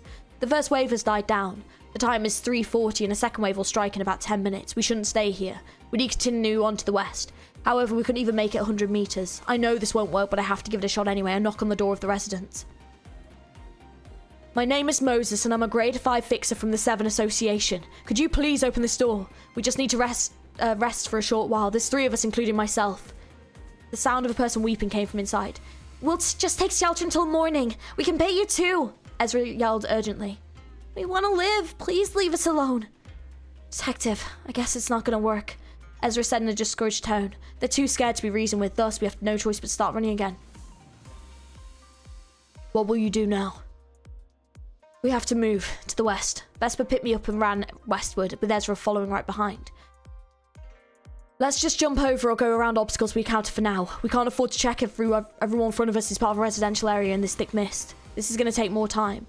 Vesper and Ezra may be fast, but travelling 5 kilometres in 10 minutes will be a difficult task in their current state. We crossed walls and ran through narrow passages in the back streets. This Vesper kid is insanely quick, but I must say, he sprints like a beast while searching for open paths. Ezra isn't falling behind either. 3:47, 3 minutes remain or not. Time is up. Ezra, Vesper. Sweepers come in swarms from both ends of the long hallway. I tapped on the arm. Hanny June. Yes, Doctor. Does this arm have any combat functionalities? No. Then what about your boastful statement of this arm being a one-of-a-kind and expensive about? Because there's really no other prosthetic arm like it. It's equipped with technology that allows us to locate you wherever you are, not to mention its durability. I hung up. Swarms of sweepers throng Ezra and Vesper. The two are slowly being pushed back. It's like stopping a leaking dam with just a palm. So the water is bound to spill sooner or later. To face the sweepers right after dealing with the human Thunderbolt's army of corpses, talk about a streak of misfortune. Detective, I'll try to keep them at bay. I won't let any of them reach you. Right now I don't have the strength to take on a single sweeper. Ezra and Vesper will survive somehow. I'm completely dead weight at this time. I placed my smoking pipe in my mouth. Behind me is the door of a building in the residential area of the back streets. If we broke the door and went inside, we might be able to survive the night. However, breaking into the city is on a completely different level to breaking into a nest. The one most can do is delay their inevitable death. Unparalleled force will pursue us. Death will come unto us someday. Perhaps the reason I lived is to settle what started the moment comes. That's what makes me want to stay alive. I let out a red breath. Dr. Moses, don't get any ideas. A yellow harpoon knocked the smoker pipe out of my hand. I told you I can stop the first 2 waves. Vesper frowned at me, his body covered in injuries. I picked up the pipe and knocked on the door behind me. The most I can do... This is the most I can do while the two act as human shields. Oh, hang on, sorry. I'm like, oh, hang on. I'm Moses, a grade 5 fixer from 7 Association. If you let us take shelter here for a short while, we'll give you a generous compensation. No response again. That even means no one is in this house, so they're rejecting us. Creak. The old steel door opened with a metallic creak. Ezra, Vesper, get in here now! I shouted at the two. Okay, Detective! Ezra and Vesper slowly retreated to the door as they took down the sweepers in front of them. After they entered the steel door, I quickly shut it. We're safe now, what a relief. Oh, interesting. Sorry, hang on. Things just took a turn. Oh my god, sorry. It's hard because I'm trying to slightly read ahead so I know whose voice is speaking, but it's then kind of giving me spoilers for what's happening. Oh my god. Right. Ezra and Vesper slowly retreated to the door as they took down the sweepers in front of them. After they entered through the steel door, I quickly shut it. We're safe for now, what a relief. Thank you for your kindness. Moses from the 7 Association, was it? I'd like to make a deal. A golden insignia. This is a symbol that distinguishes the fingers. These dark red coats, they're the thumb. I turned to Vesper immediately and shook my head. Whatever the story this kid has, it's definitely not the time. Around 20 people in red coats are looking at us. Let me introduce myself. I'm Isabel, a capo of the thumb. Oh, interesting. She ground her cigar into an ashtray and extended her hand for an arm shake. I'm a grade 5 fixer. I have to submit to the authority of a capo. I lowered my head and grasped her hand without making eye contact. Strange things have been occurring in this nest, as you can tell. We couldn't acquire any proper info because of all this fog, and yet now I meet a fixer from the 7 Association. I'm such a lucky gal. Isabel handed me a glass of liquor. I poured the drink down my throat. I've been parched for a while. And what are the grades of your friends next to you? This child here is Ezra, a grade 3 fixer from 7 Association, and I'd rather not disclose Vesper's real name and grade. Introducing him as a grade 3 like Ezra should be more appropriate. Grade 1 fixer, Vesper, no affiliation. Vesper uttered, running a hand through his blood-soaked hair. I placed a hand on my forehead. A grade 1 fixer is the same class as a capo. Oh my god. Oh my god. A grade 1 fixer? You wouldn't be lying by any chance. Vesper put his hand on the inside of his pocket. The 20 thumb goons immediately pointed to the matchlock rifles at us in unison. Isabel made a gesture to halt them. Then Vesper took out his fixer license and tossed it in front of her. It's no doubt a legitimate fixer license issued by the Hannah Association. It's a pleasure to meet such a valued guest. Please feel free to rest up for a while. Let's talk more when the sun comes up. As soon as she stopped speaking, the goons withdrew their guns. They're quick to change their attitudes when one discloses their grade. That's what the thumb is, a gang of monsters obsessed with class and authority. Provide them with blankets and pillows, show them to the room where they'll rest. couple of syndicate members guided us. This is a small house with floor space of 70 meters. There's no way the Thumb would use this kind of residence as a base of operation. The Thumb Soldato stopped at the door and turned around to give Vesper a courteous nod. As a gesture of asking for permission from a superior to speak. Vesper returned the nod sympathetically. I love how, like, all of this lore was established so early on. Like, it's so interesting to see things that obviously, like, I've seen in the Intervalos that has been, like, established, but it's clearly been established for, like, a very long time. It's, like, great to see. Like, it's so interesting, but also, like, it's great to see the continuance of lore through all of these things, you know? Like, clearly all of this is tying together and they have, like, made sure that, like, this all makes sense. I know that sounds really silly, but, like, I love the fact that, like, they've established such a large world of lore, and yeah, there's continuity in that too, which is, like, great. It's just like, oh my god, it's awesome to see, you know? Because I'm like, yes, that's what they do, and yes, they would bow to Vesper, and yes, they would do this, and yeah, I love it. It's awesome. The room is a bit messy right now. We'll clean it up for you. The syndicate members opened the door. Ezra frowned when she saw what was in there. 3 bodies of varying size were on the floor. They didn't even fire the guns. They merely used the buttstocks to snuff them out. They occupied a backstreets resident before the night came. The Thumb can get away with it. Vesper put a hand on the handle of his sword. I glared at Vesper, shaking my head. Vesper glared back at me with sharp eyes. And then he took his hand off the blade. Definitely has some history with the Thumb. Completely agree. Completely agree. He absolutely has history with the Thumb. Chapter 35, This Territory. The thought I had this day became one of my few wishes. The respite of the room didn't feel like true respite. Waking up in a room that feels like an average living space is almost reminiscent of my ordinary life, though the smell of blood permeating reminds me of where I am now. Ezra is still sound asleep next to me, snoring away. On the other hand, Vesper is sitting on the floor gazing at the door, clutching his blade in his arms. I'm not sure if he slept at all.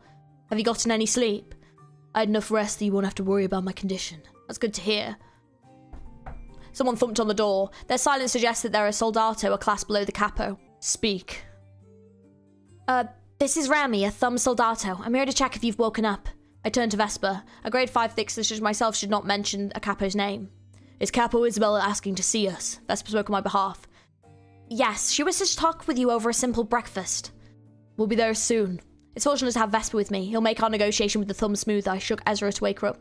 Detective, I can go for another helping. What a silly thing to say in one sleep.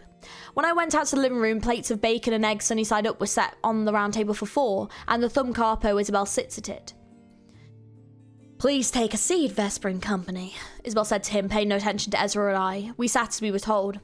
Vesper, grade 1 fixer and a couple of 7 association fixers. What's your business here?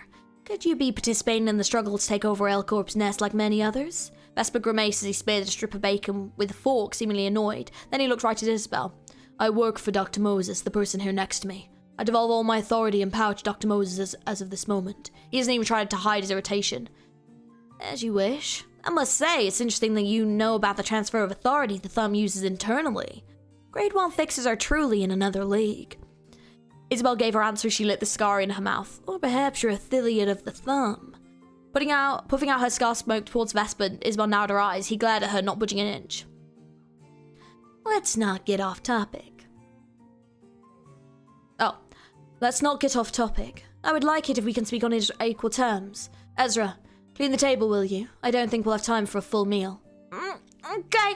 Ezra answered, hurriedly shoving bacon in her mouth. While Ezra and the Thumb members cleaned the dishes off the table, I placed my smoking pipe between my lips. It's time to negotiate a deal. I'm bargaining with the Thumb, one of the fingers. No amount of ridiculousness should be surprising coming from them.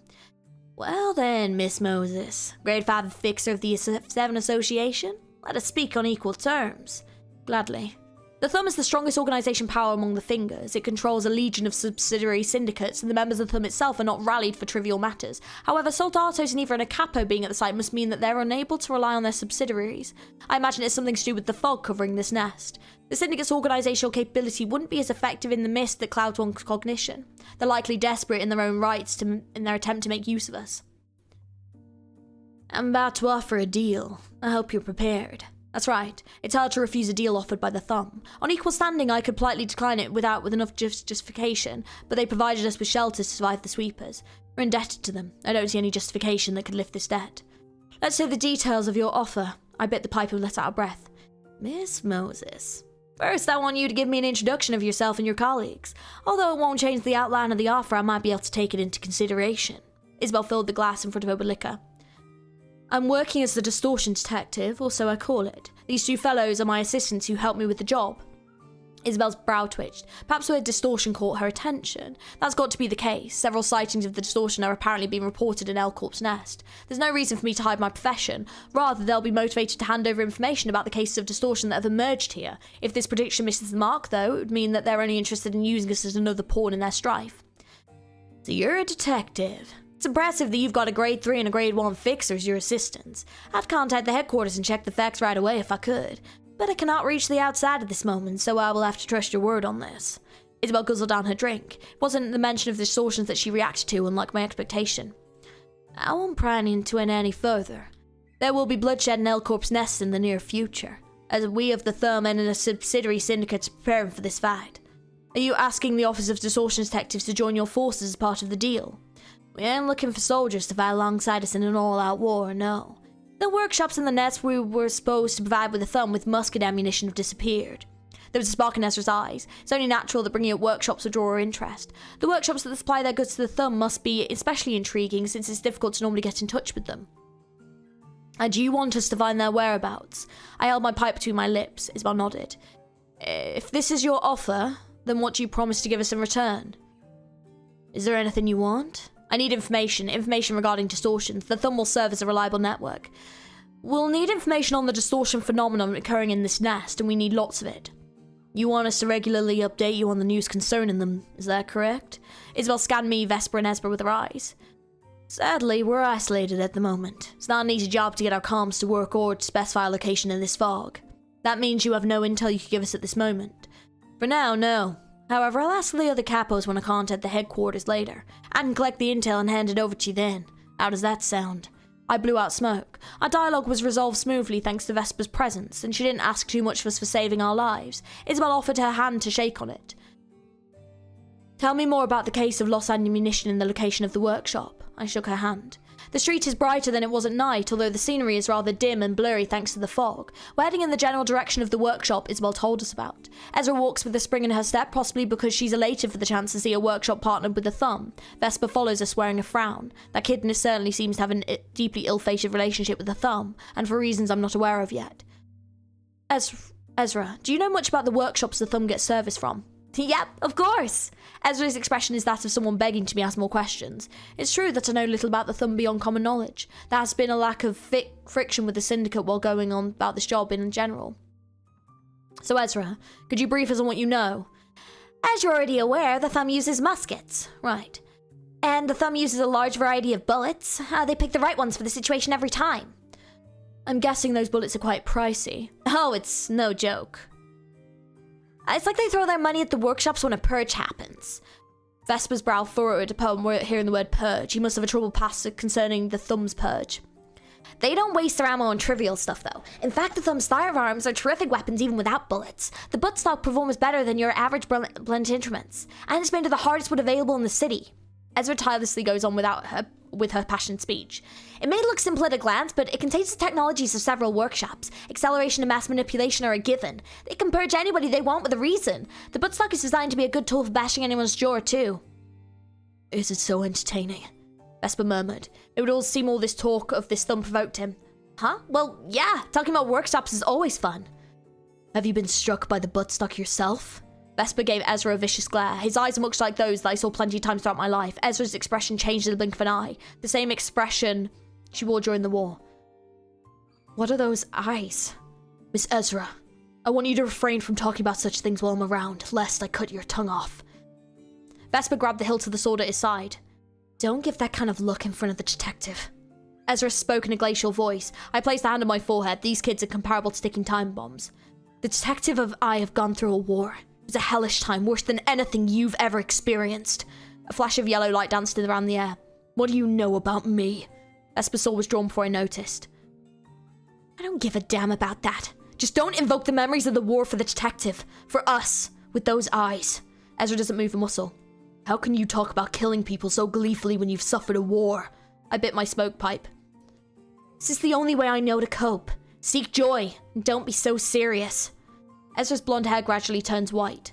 She grips Vesper's neck with a hand at the speed that my eyes couldn't follow. Vesper grasped her neck in retaliation. Both of them are nothing short of killing machines. Holy fuck, this escalated. Ezra, stop. She put her arm down at my word, her eyes are still cold. I apologize. I was careless. I puffed out a curl of smoke. Vesper released his grip on Ezra's neck. Vesper, we're in the process of overcoming our past events in our own ways. I'm sure you are overcoming something of your own as well. We're co-workers who have to band together whether you like it or not, so I want us all to be more considerate of each other. Understood? Got it! Ezra returned to her usual self and gave a cheerful reply. Sorry, Junior. My bad. You're insane. Vesper closed his eyes and sheathed his blade. Perhaps Vesper is right. Maybe we've gone insane for what we went through during that time. We react sensitively to small things. We're prone to labour under delusions, and we're completely nonchalant towards cruelty. I committed a sin and I must be punished for it, as did Ezra, as did this city. But I don't want Vesper to set foot in this territory. He has a good heart. He has a sense of justice in his mind.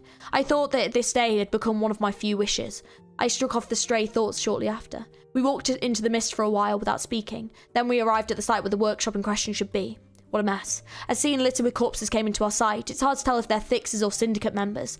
I placed my smoking pipe in my mouth. Among them, dark blue coats and yellow garments attract my eyes. It's the SWI, the association that specialises in public security and protection. Unidentified bodies accompanied by those of SWI Fixers. I should investigate the scene further. My lips firmly held the pipe. Oh, fuck. Okay, that's interesting. God damn. Damn. But yeah, clearly it's showing that Ezra and has her own way of coping with trauma, as does Moses. And they each have their own different ways of coping with trauma and the PTSD that they have from the war that they went through. It was interesting that Ezra went through such a physical change, and she's definitely very protective of Moses. Even though there obviously have been hints about the regret that she feels and the regret that she knows that Moses feels, like there is an absolute level of protectiveness here that makes me wonder about their past and how they met and what happened to them.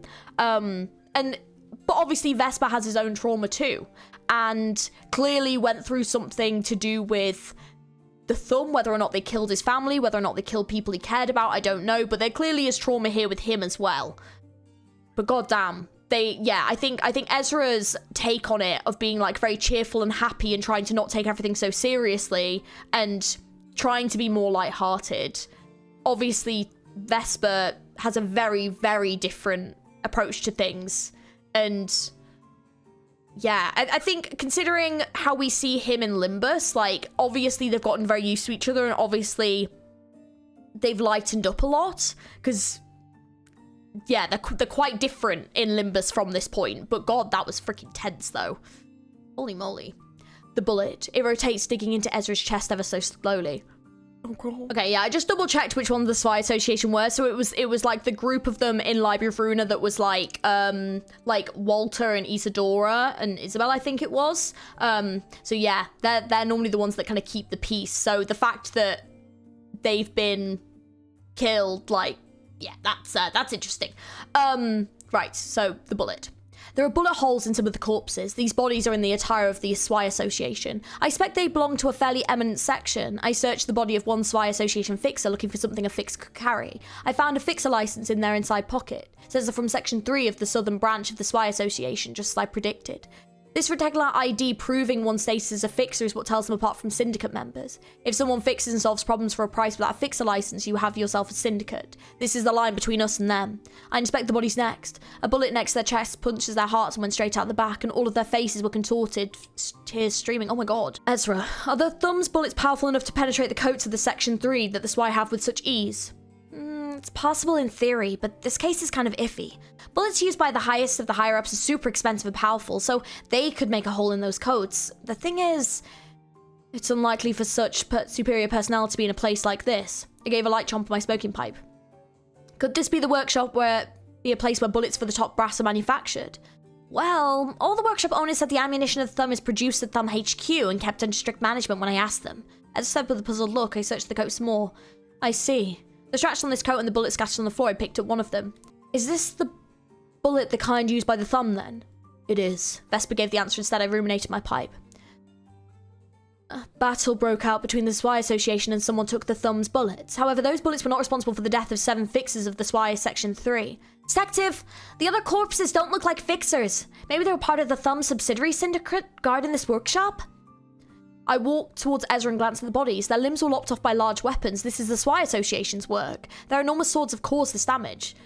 The SWI Association 3 and Thumb affiliated syndicate had a fight and SWI came out on top. But, right, there was someone else. I let out some smoke to see out of my lungs. Hang on. Ew, looks like we have some new faces here. Judging by your appearance, you fixers on a request. The voice came from the mist. It's a voice of a young male. He must be one of who killed the fixers from the SWI. A man with ammunition capable of penetrating the coat worn by Section 3 of the SWI is a considerable threat, even for Ezra and Vesper. We have to react immediately. He can see us through the mist. He has an advantage in terms of sight. Ezra. She nodded and put on the gauntlet of the Windvale workshop. Gale Fist! As she lunged her fist forward, a strong gust of wind cleared the wisp in its way. Vesper threw his yellow harpoon without delay. It took a little time for the mist to obscure our sight again. Ugh! It's a hit. We walked in the direction of the moon. It just instantly got hit. Oh my god. Excuse me? Isn't this rather harsh? You can't just pin a metal stick to a stranger's thigh without asking. I shouldn't let my guard down. He might not be alone. I exhaled a red breath. The smoky pipe morphed into a sword. Are you the one who killed the fixers from SWI Association? I did. I had no ill feelings toward them, but they were getting in my way. The way of you taking the bullets for yourself? Exactly. I am the marksman of the mist. More ammo, the better. I heard that voice right in front of me. I give Vesper a look. One of us has to turn his flank.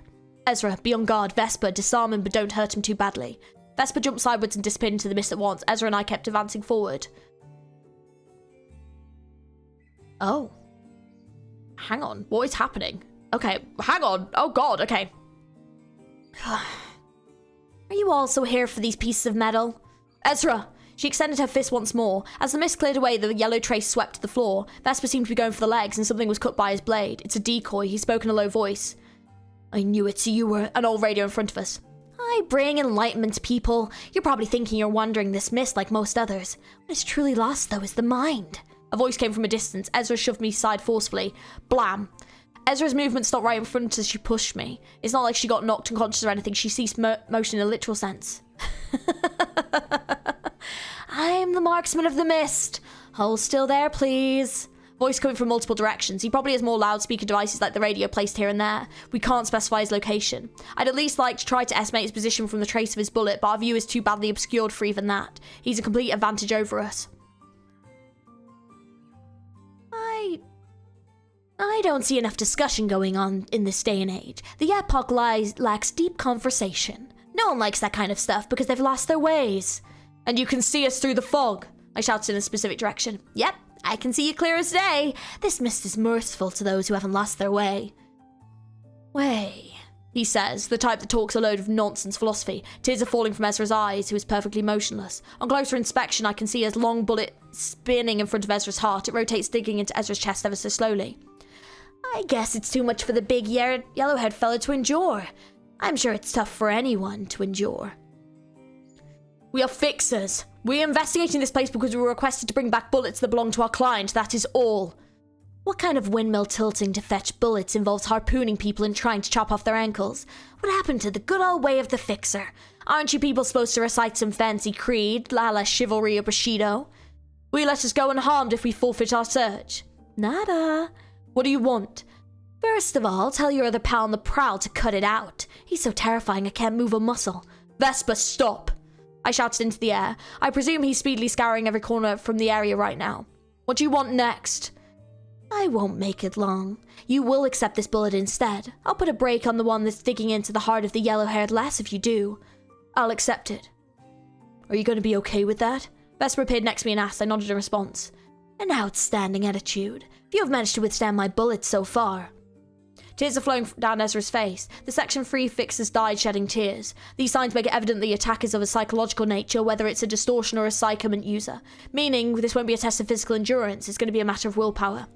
You look like a smart cookie. But you know that intelligence and strength of will are two different things, right?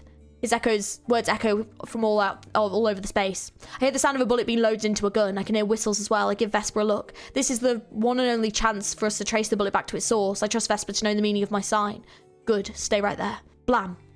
I was surrounded by darkness. Why is it dark? It's because my eyes are closed. I open my eyes. In front of me are a group of people donning dark coats and slaying others with their blades. Their shoes clack on the floor, synchronized motion as they march on, cutting down whatever stands in their way. People resist in vain with curved objects for their assailants. Then their tools of self-defense are cut through. Curved scimitars mow down victims like scythes reaping crops. I look down at my own body. I'm wearing the same black long coat as they are, except mine is a special accoutrement added to it. I looked around. A massive and antique gallery. The marble floor drenched with blood makes a vivid contrast with it. A one-sided massacre. I moved my hands to place it on my forehead, however I touched a cold mask instead. I'm wearing a mask. Upon being touched, it shows the personal information of the people in long coats, such as their names and age. I rubbed the mask again to turn off the display. Someone approaches me. A person in a long dark coat wearing a golden mask with a symbol of an eye came to me and spoke. Captain, we've secured Eunice's family. How many are there? 4, ma'am. There could be children among them. My moral judgment holds no meaning, however. I must act according to Dias's will. There is no need to bother informing myself of unnecessary details. I didn't ask further about the family members. It's their fault that they were the obstacle in the path to Dias pursued. That is enough reason. Slaughter them. I am Moses. I am the captain of the Ujad. That is so freaking brutal. Oh my god. Oh, that seems promising. That is goddamn brutal. Holy shit. Oh man, Moses, what the hell? Oh, dude. But the bullet stuff's really interesting. So the marksman of the mist, who can see us through this mist, is quite fascinating. But it seems that everyone else seems to have failed this kind of psychological test that he's putting them through. But we'll have to see if Vesper can stop him. But obviously Moses is going to be going through some stuff right now. So let's see how that goes. Chapter 37, noise. I don't know how to make that noise. Hi, Moses. Good job as always. Dias, are you satisfied with the outcome? All thanks to you, Moses. About this last mission I handled, they were actual syndicate members, right? Is it really necessary for you to know that much detail? Frigid eyes. I suppose not. Right. I like your eyes so much, dear. Followed by an innocent, cheery smile. You've done a good job today, so let's go out and treat ourselves to eat some nummy food. Dias raised me and gave me a chance at life. Oh, Dias raised Moses? Interesting. Okay. How old is Moses? How old is Dias? Because we know how Moses is, sorry. Because Moses is 49. How old is Dias then? Interesting. Okay. See, I thought to myself last time, because like, I know it sounds kind of silly, but like DS has like blood red eyes. I did wonder whether or not DS was potentially a blood fiend, but then I kind of dismissed that because there was no evidence for it. But is there any evidence for that? Is that a theory? I don't know. I'm kind of curious.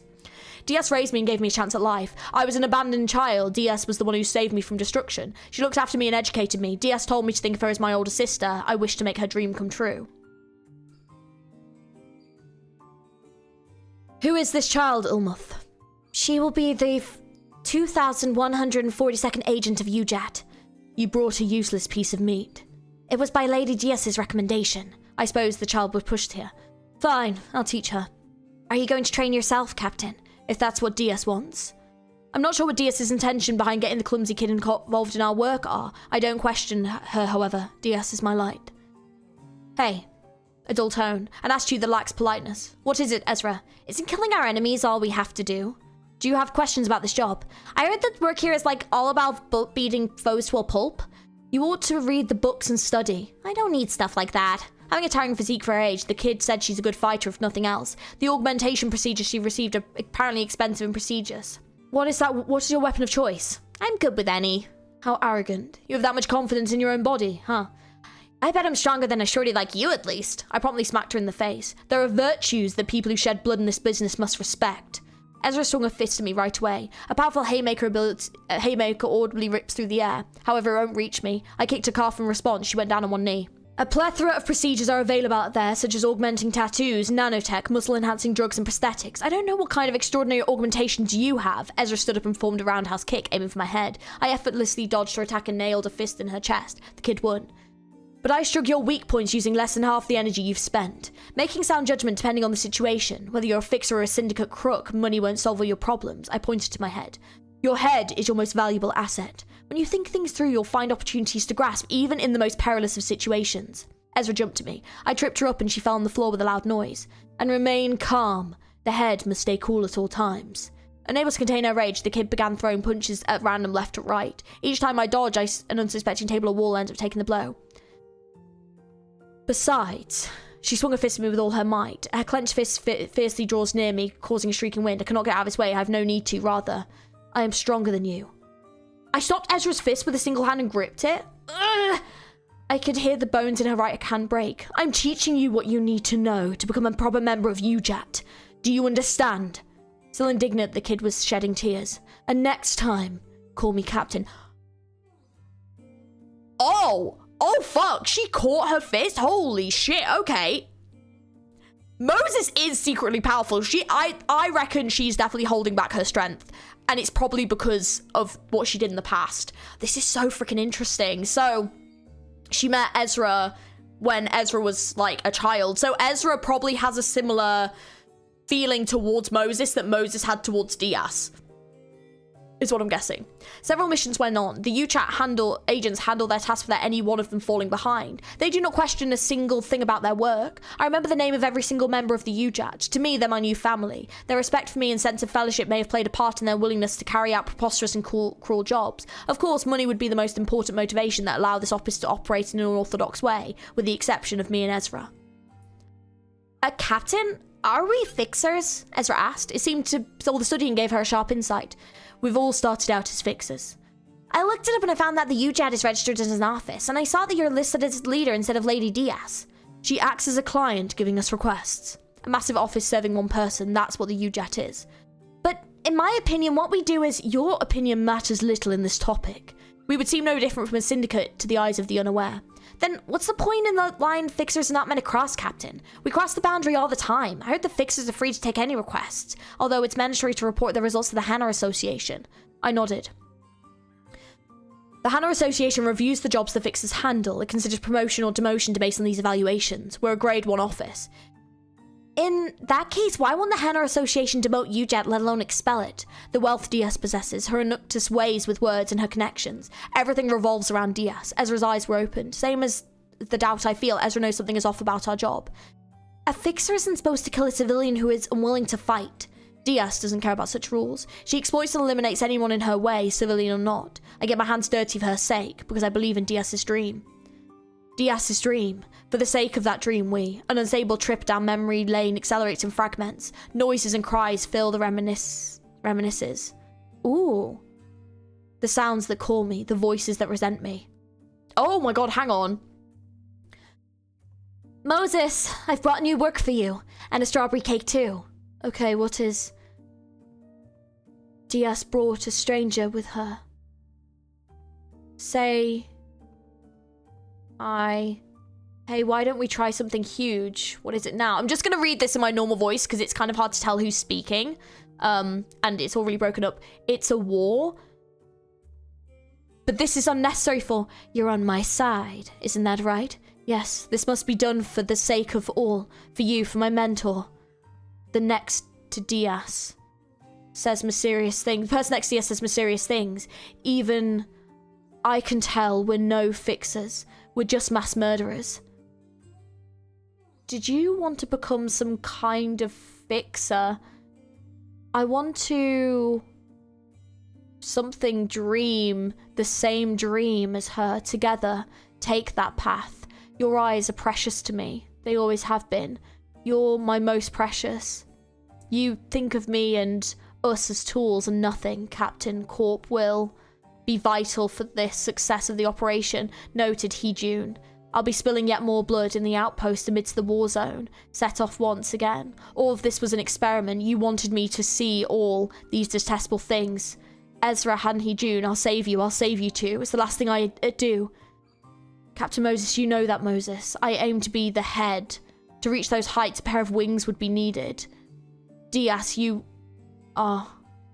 I screamed. Dear eyes. I won't be your eyes. So Diaz wants to be the fucking head. So is that why she made Limbus Company? What the fuck? Right. What? Sorry. And then Moses is meant to be her eyes for some reason? What the fuck? Wait, so did she... So wait, so... I know Moses was like a very important figure in the war. Did Moses... Sorry, did Dia start the smoke war then? Was she like the catalyst for the smoke war? Because it kind of seems that she was. And then Moses was essentially her pawn to get her to do what she wants, but she's also her eyes for some reason. Did Diaz do something to Moses, basically, to give her this ability to be able to see these distortions? Like, is this because of Diaz? Because I'm also wondering, like, so much has happened with the smoke war. We've seen so little of it, but it's been referenced so much. And I'm wondering whether or not something was done, like, whether or not this links to the stuff that happened with Gregor, the experiments that were done on him, what Herman did to him. Could this also link to Moses as well? And then also, like, where does Otis sit in this? Like, how is Otis also connected to this smoke war? We obviously know that she was on, like, the winning side, and Gregor was, like, on the losing side of this war, but, like, I have so many questions. Like, oh my god, this is really, really, really making me want to go back and read some of the stuff that's been said in this canto, because this is so interesting. Oh, god damn. I won't be your eyes. I opened them. A bullet fell from my forehead and hit the floor. Vesper, I quietly muttered. A yellow light flashed in the distance. Holy shit. So she wants to be the fucking head. How is she gonna do... But also, like, it seems that they're not necessarily breaking taboos, but they definitely have been breaking rules, but the head haven't done anything to stop Diaz, maybe? So, like, it seems that they're not disapproving of what Diaz is doing. Interesting. Because there's, like, several characters that have come up in the cantos now that we just don't have an explanation for, and... yeah, I feel like I really want to go back through and make a list of all these characters that have, like, popped up in the cantos or popped up at the end of cantos, especially ones that haven't reoccurred yet, and see how they're tied into all of this, you know? So interesting. Oh my god, dude. Chapter 38, The Marksman of the Mist. Even though he has no mouth, I can almost picture one jabbering away when I listen to his babble. Not bad. You actually withstood the test of my bullet. The marksman groaned as he spoke. Vesper subdued the marksman and made him kneel in front of me. The bullet aimed for Ezra stopped as well. She's lying next to me unconscious. A steam-powered rifle. It's similar to a psychoment as Yuria described, but this isn't one. This is a distortion, one that maintains reason, an uncommon type of distortion. Usually distortions twist into a form suited for claiming and expressing the desires in one-dimensional ways. It's unlikely for a human side to remain. However, on rare occasions, distortions may retain their humanity and possess the capacity to plan a way to state their desires. Sapience does not make them particularly more lethal or dangerous, but it does become a nuisance to deal with. They keep their desires hidden under layers of facade, similar to humans. Even so, it's still possible to figure out the cause of these distortions as well as their thoughts are warped and linear nonetheless. I believe there's a fine line between psychoment and distortions of this type. They're at the crossroads between making a step to manifesting psychoment and staying as a distortion, if I had to guess. I gave a gnaw at my pipe. Where are the bullets of the thumb? The distortion who introduced himself as the marksman of the mist had a bundle of lenses for a head, a combination of a large lens and smaller companion ones. Somewhere in the mist. By the by, you're quite the impressive individual, aren't you? It's not often that someone survives one of my bullets. This man needs bullets. Seems his gun manifested through the distortion imbues any ammunition loaded into it with unique properties when they're fired. You have what it takes to stay on the right path. Letting him ramble on and on would be a huge waste of my time. I expired a white breath. The white smoke covered the ends of his lenses. What's the meaning of this? That smoke of yours tickles quite a bit. I placed a hand on my forehead. Mental disruption won't work on him. Is this ineffective against sentient distortions in general? Is he an odd one out? What are you doing here anyway? You don't appear to be a generic henchman of the thumb, judging from your noble willpower. Oh, I just realised that's him saying it. What are you doing here anyway? You don't appear to be a generic henchman of the thumb, judging from your noble willpower. Will you tell me where you stashed the bullets if I let this talk go on? I see you're under the impression that this conversation is a waste of your time. Why'd you think that? Is it because you were ordered to retrieve the bullets? But hear me out, chin-wagging with me will prove the most valuable expenditure of time. Oh, absolutely. It might even be a chance to realise what you want out of life. This drives me insane. Even though he has no mouth, I can almost picture one jabbering away while listening to his babble. Alright, let's do it this way then. I'll teach you one of these two. The location of the bullets or the secrets of this nest. Which do you want to hear? What he said was rather unexpected. He mentioned the secrets of this nest. It wouldn't hurt to hear that. Whether or not it's true, there's a sizable possibility that it's not entirely baseless. On the other hand, the whereabouts of the bullets are factual information, and it's what I need at the moment. Location of the bullets. Oh, you city folk. Alas, you will find your answer eventually, after circling around and round. The bullets are in the water tank in the building behind you. The general wistfulness in his voice. I don't mind it as much, though. Even if I had to take a roundabout trip, I can start searching for the answer when I need to. Dr. Moses. What is it? Someone is approaching. Two shadowy figures approach from the mist. Vesper reaches for his sword. I slap Ezra's cheeks a few times to wake her up. Ezra! There's no time to be snoozing. Detective. Ezra threw her arms around me. The kid must have seen a past too tough to bear. Prepare for combat. The duo revealed themselves. One was a tall person, slightly taller than me, by no means a tall person. He's wearing the cloak of a spy fixer. It's worn and wrinkled. The other was a dog made of steel. It's carrying a crude club on its back. The dog could very well be holding a human brain. Is that the one who slaughtered our fixers? He spoke to us. Who are you lot? A short middle-aged man furrowed his brow, apparently baffled by the inquiry. He then took a fixer license out of his coat pocket for us to see. Spy Association, Section 1. Edgar, detective from the Major Crime Units of Section 1 of SWI South. A Major Crimes Unit of SWI Section 1, some high-profile individual we have here, I masticated my pipe. I want you to hand over that monster and the thumb's ammunition while you're at it. Edgar drew a cigarette out of his pocket. Putting that aside, Vesper Crabro the Taboo Hunter is here, huh? That's a rare sight for the southern parts. Vesper is silently staring at Edgar. This boy in yellow has reputation, I see. I feel an uncanny tension in the air. Well, isn't this atmosphere rather awkward? The marksman broke the silence. So, is that the culprit who killed our fixers? Edgar tilts his head, chin at the marksman. I maintain silence. Alright, I want you to stay out of this from now on. He's oozing with poise. Nice. Because I think some of them do have poise attacks, I think. What were you trying to do with those bullets anyway? I confessed to a spy fixer that we accepted the finger's request. The outcome will be thorny, to say the least. We just wanted to borrow some of those amazing bullets to the thumbnakes. Ezra hurriedly stepped up. Really? So you were a group of scavengers looking for some loot to snatch in this aftermath? An electric sound rang. What's that rang? You overheard their conversation? Edgar puts his ear to the dog next to him. Ezra gulps. Their expression turned into a minor scowl. Bzz. Is that so? Edgar threw a cigarette butt into his portable ashtray. Fixers bribed into doing dirty deeds for the thumb, It changes the story. Wait. I'm Moses the Distortion Detective, and I belong to the Seven Association. These are my assistants, Ezra and Vesper. Forget that. Is it true that you're working for the thumb? It is, but our lines won the line in that deal. This city never runs short of foulness, scum. A fixer affiliated to an association taking work from a syndicate. This is troublesome. The problem isn't that we're facing a fixer from Section 1 of an association. The association he belongs to is the issue. Starting a feud with a spy fixer who works for the safety of the city is essentially opposing to the few remaining upholders of justice in the civic jumble. Although it would take some time, the only option we have is to follow them back to the station and give our testimony of the situation. Besides, Diaz has our back. I presume paperwork won't be a bother for us for long. I could cuff you and take you to HQ for formal procedures, but I'm a stubborn fool. Damn it, don't have a good feeling about this. Ezra looked at me with nervous eyes and shook her head vigorously. She's telling me that our opponent is strong.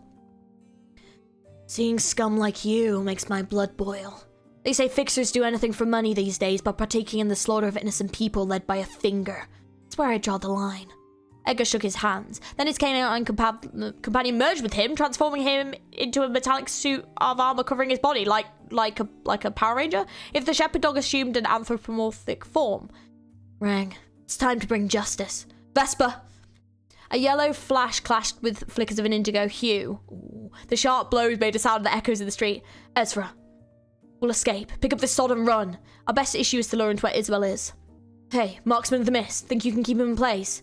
I could hold that man, sure, but I could also just end up killing him. Or the bullet might not even work, like it didn't work on you. It's on the mind. I'm forced to make yet another choice. Ooh, we have a report on Vesper. Okay. Vesper. Alright, okay. Sign is just so sick. Vesper Crab. Oh, he's 24! Oh, so he's not the youngest.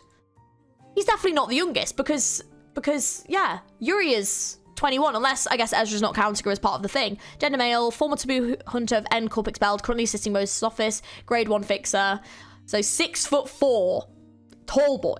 Vehicle maintenance, organising thought will bring cinnamon tea, specialties driving and tracking, birthday January 24th. Likes food stuff, preferably substantial meals, clothing comfortable for agile activities, cinnamon and cars, dislikes cacti and syndicates, the thumb in particular. Why does he dislike cacti? Interesting. Ooh, okay, we also got a report on Diaz. Okay. So, Diaz. See, because those are looking like some red eyes right there.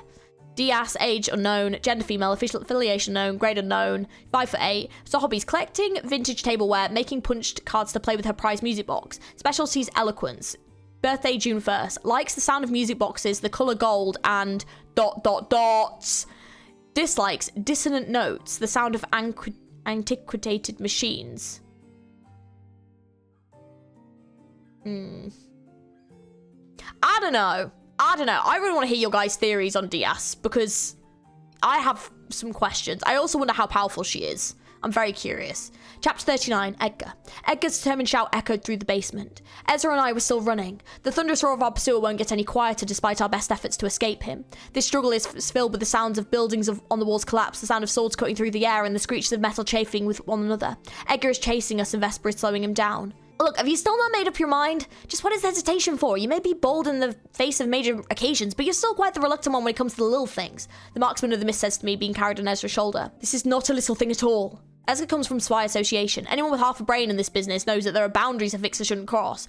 That what differentiates you from a syndicate crook. Violating these rules will result in demotion or worse, disqualification from work. However, if we murdered a vixer from Sector 1 of SOBS Association while doing some bidding for the thumb, disqualification would be the least of our concerns. We become target of requests. No, I know better, that despite everything, this can be covered up as long as DS has our back. The shallow sense of justice left in me is repulsed by the thought. Though, that's not it either. I'm aware that I've come too far to speak of justice at this point. It all comes down to not wanting to rely on her. DS is deeply intertwined with every problem, from the cause to the solution, and I hate to see myself continually asking for her help. It's childish and personal reason. How laughable that I brought up righteousness and conscience as a fixer for my first excuse. Think you can hit him? You've decided at last. Anywhere in the mist and whomever you want. Boom! With a loud noise, Edgar landed in front of us. Oh, his armor was riddled with impacts and slices from Vesper's sword, but none of them appeared to have left any critical damage. He held Vesper by the hair with his left hand. Oh my fucking god! Oh! This dude fucking beat Vesper? Holy shit! This dude is... Oh, I can totally see why they did not want to take him on. That's mental. Oh my god. Okay, that's fucking terrifying. Holy shit! Oh my god! What the fuck? This... Oh my god! Okay, so SOBS Association... Like, yeah, okay. God damn. Holy shit. He held Vesper by the hair in his left hand. Vesper crap, bro. You're tough, but you lack experience. I can sense uncertainty in your blade. Vesper spat as he slammed Vesper to the ground. Shoot him. The marksman of the mist pulled the trigger right on cue. The bullet was aimed for the center of Edgar's forehead. He easily dodged the shot by tilting to the side. Oh my god! Jesus Christ! Oh, this is so fucking tense. Holy shit, this is insane. I need an anime of this so fucking badly. I need it. Project Moon, please. It's so peak. Oh, this is so fucking good. But oh my god. But yeah, I agree. Vesper definitely has a lack of experience. I do agree. Yeah. And obviously, only being 24, he's still quite young, you know? So obviously, Limbus Company, this is probably a few years on. So yeah, I can totally see why he ends up where he is. But yeah, there is definitely a lack of experience. Using cheap little tactics, aren't you? It said, a deep voice, and Edgar swung his fist at me. Detective! At that moment, Ezra tossed the marksman into the air and stopped that fist with both hands. Another shockwave shook the street. Crackle crunch. Ezra's arms broke from the overwhelming impact. She coughed up blood and fell on her knees. He clenched his fist and extended his arm once more. An attack with murderous intent. He's trying to kill me with this fist. I kept my eyes open and looked straight into him. His fist did not reach me. Anywhere and whoever you desire. My bullet circled round and round and eventually reached you. The bullet struck Edgar's head from the back. It rotates where it landed. To be precise, just like that, Edgar came to a halt. Oh my god, can this dude join our freaking team? He's so strong. Holy shit. Phew, I caught my breath. It's one of the moments of my life where I was ready to accept my doom. Ezra, can you stand up? This isn't a big deal. The first aid kit in Ezra's dimensional bag should be enough to take care of a broken arm. However, it is a limited resource. I feel rather hesitant to use it right away. Vesper is unconscious on the ground, wounded and bruised. We should sort this out. Hey, how long does your bullet keep a person frozen? That depends on the person. You, for one, overcame it with much haste and elegance. Is it okay to move a person in this state? Well, I don't see it being an issue, not that I made such an attempt before. Ezra can't use her arms due to injury. I tapped Vesper on the cheek a few times to wake him up. He let out a faint groan as his eyes opened slightly.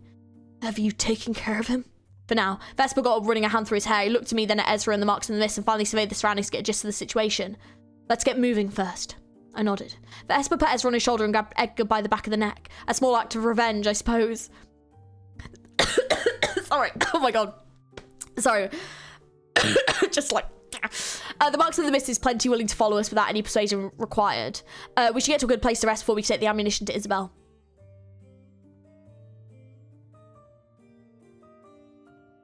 Oh, hang on. Wait. No, I'm going with you. Edgar's determined shout echoed through the basement and his eyes met mine. Rang. Bzz. Well, fuck. Both you and I are captives, huh? Damn, what happened back there? The back of my head, it aches like hell. Detective, thank goodness that guy didn't die at least. Amazing. Another who possesses the spirit of steel. How serendipitous of me to witness 2 people triumph over my bullets in a single day. I'm sitting on a crate, witnessing our tied and restrained Edgar with a smoking pipe burst by my lips, with Ezra and Vesper waiting for my orders at the back. You haven't killed me yet, so I reckon there's something you want. First off, I'd like to clear the misunderstanding between us, Edgar. If you mean how I mistook you for some small-time lackeys of the thumb, then you bet it's cleared crystal. Congratulations. Killing me would be a huge step in your criminal career. You're gonna be real famous among the syndicates. You might even get you a nice little position in the thumb. I shook my head and blew out smoke from my pipe. Let me introduce myself once more. I'm Moses, a grade 5 fixer belonging to the 7 Association. My current occupation is the Distortion Detective. A detective? Distortions?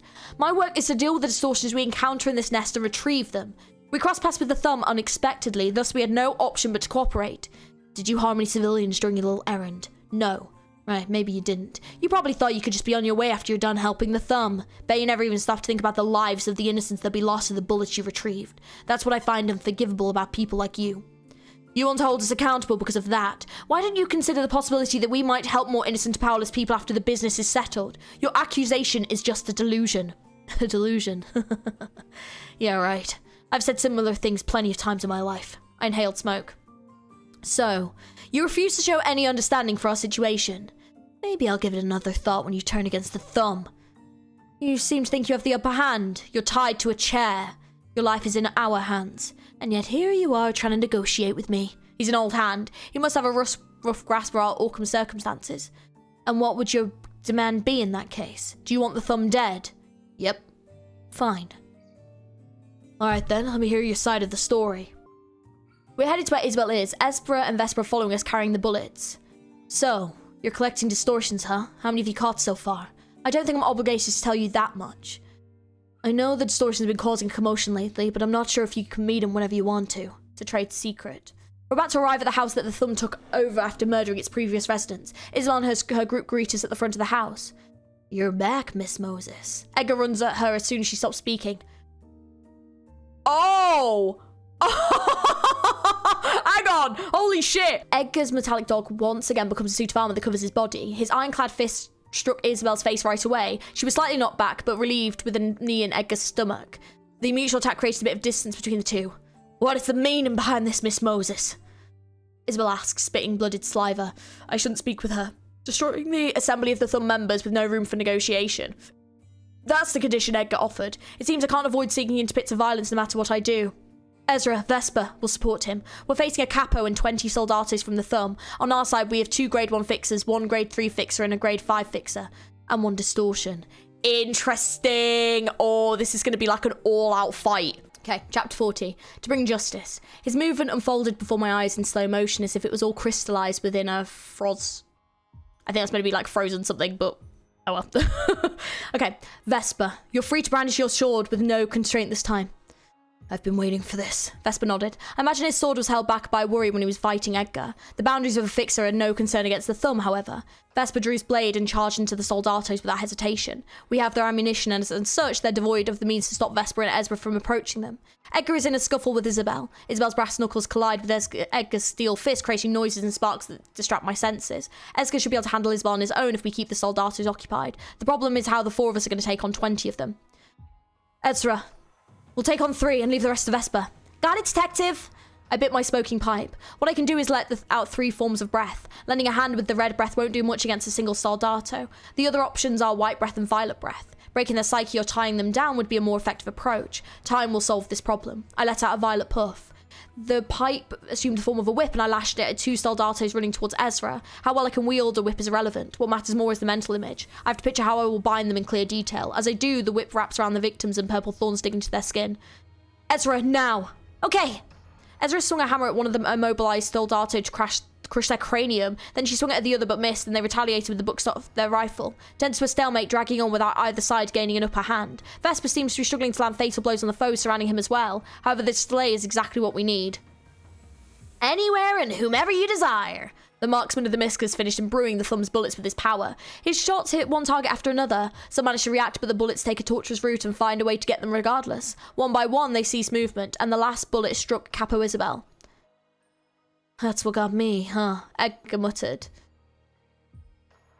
These thumb crooks are yours to take care of now.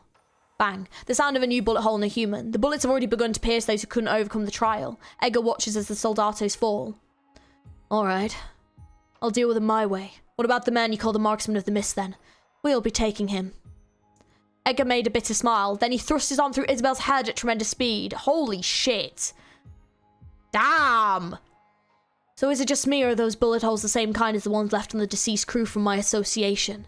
I placed a hand on my forehead. The corpses of the Spy Association fixers we found in the workshop weren't the doing of the thumb. That was most certainly the marksman's work. The decision I need here is clear-cut. I can always procure distortions another time. For that, preserving my life comes first. You can have the marksman. In return, I ask you to stop pursuing us. Moses, it's hard for me to tell where you stand. You're acting for a single goal with no morals tugging at you, good or evil. You're the kind of person who would stop at nothing to reach where you want. Are you speaking the truth? Do you sincerely have no need of me? Marksman of the Mist shouted from afar. I only need to take care of the task DS entrusted me with. That's all there is to it. The marksman isn't necessary help for this job. Bzzzt. My prosthetic arm emits a light. Dr. Moses, I get the gist of your current situation. It's Han Hee-jun. He contacted me after all this time. I thought communication systems were all busted around here. Edgar murmured to himself dryly. He must have mixed feelings seeing this kind of technology, given his crew probably had a hard time requesting assistance here. Lady DS says she'll have the aftermath cleaned up. Once you secure the marksman of this... Oh, fucking course. Of course, we have to bring the bloody marksman of the mist. Like, what? Like, what? Like, what do you want us to do, Diaz? What do you want us to do? Even Vesper can't take this man on. Like, what do you want us to... Why is it always so awkward? God damn it. No wonder she's always going like this. God. Anyways, Han Hee-jun had been watching us all along. At least he's seen enough to know the context of recent events surrounding me. He's most likely kept his eye over us when we were being chased by sweepers and when we were renegotiating with the thumb. I'm not even surprised. This is how Han Hee-jun works, and what he just said just now is a roundabout of meaning we were allowed to kill Edgar. It's an indirect order from DS to do... How? How?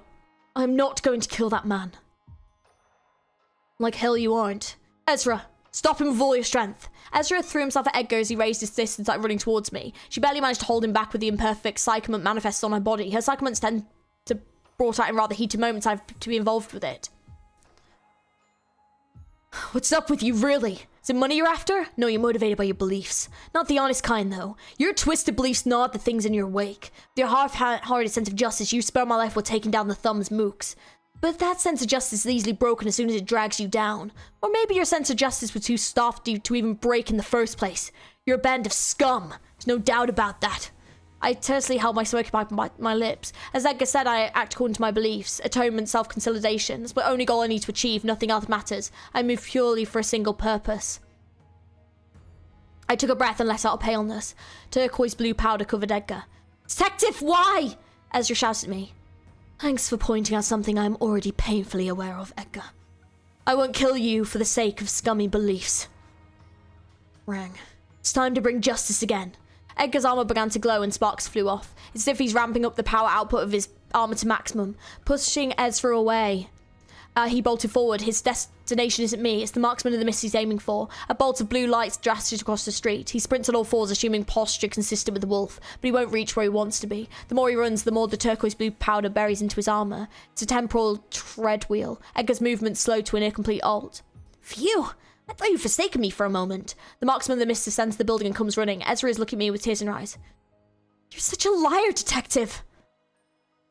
Vesper sheathed his oars and walked to us. The situation has been handled somehow. No. I can't stop here. The lens was shattered, sending shards of glass flying into the air. The sound of it came backwards. Edgar's fist smashed into the head of the marksman. All happened too suddenly. No one present could have possibly expected to react to this. His movement unfolded before my eyes in slow motion, as if all of it were crystallized within a frozen slither of time at a mere fraction of a second. He thwacked Vesper's sword with a backhand just as he tried to draw it. His sword was pinned to the ground along with his hilt. Then his left fist struck Vesper in the chest. Hey, Moses, what did I tell you? Said it's time to bring justice. I won't let you get away scot-free. Could this be the side effect of pale breath? It seemed as though Edgar stored momentum when his movement was halted. I've never encountered this kind of situation before. There's nothing Ezra I can do at this distance. Is this your definition of justice? Oh, is this your definition of justice? Killing people left or right? Do you think you're bringing about justice by murdering whoever seems guilty enough to you? Oh, I do, ma'am. Edgar grabbed me by my neck and lifted me upward. His grip is iron. It feels like he could tear apart my throat at any moment. Even if this likely isn't the full extent of his strength, Ezra grapples his arm and kicks him to no avail. He won't flinch at all. The marksman of the mist is dead. The Thumb's crooks are slain. You know who we actually are too. What reasoning do you have left then? Butchering fixes out of mere spite. Think running your mouth will save your life. I believe I'm describing the situation as is. What you're doing at the moment is no bit better than a syndicate's behaviour. Bzz. Fucking hell, Rang, I know. Edgar threw me to the ground. I'll remember you, Moses of Distortion Detective. And your assistants, Ezra and Vesper. I'll be in charge of every damn thing you do in this nest. Damn. He is definitely a force to be reckoned with. Like, he's strong as hell. Holy shit. Also, Marksman of the Mist was quite an interesting character. It's a shame that we didn't get to actually solve his distortion and find out more about him, because, like, that just kind of ended. So that's quite sad. But yeah, because we didn't even really get to, like, learn his motivations or anything. So yeah, he was just, but, like, he was really strong as well. Like, that's a shame. I activated the prosthetic arm. Bzz. We failed to secure the Marksman of the Mist. That's a shame, Doctor. Oh, it's all right.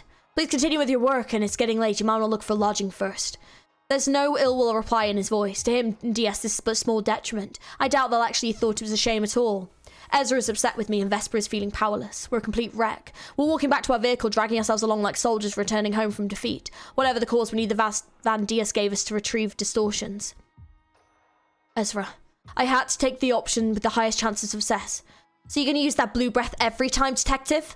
No, only when necessary. And that was one of those cases. Still, none of us had any other means to stop Edgar.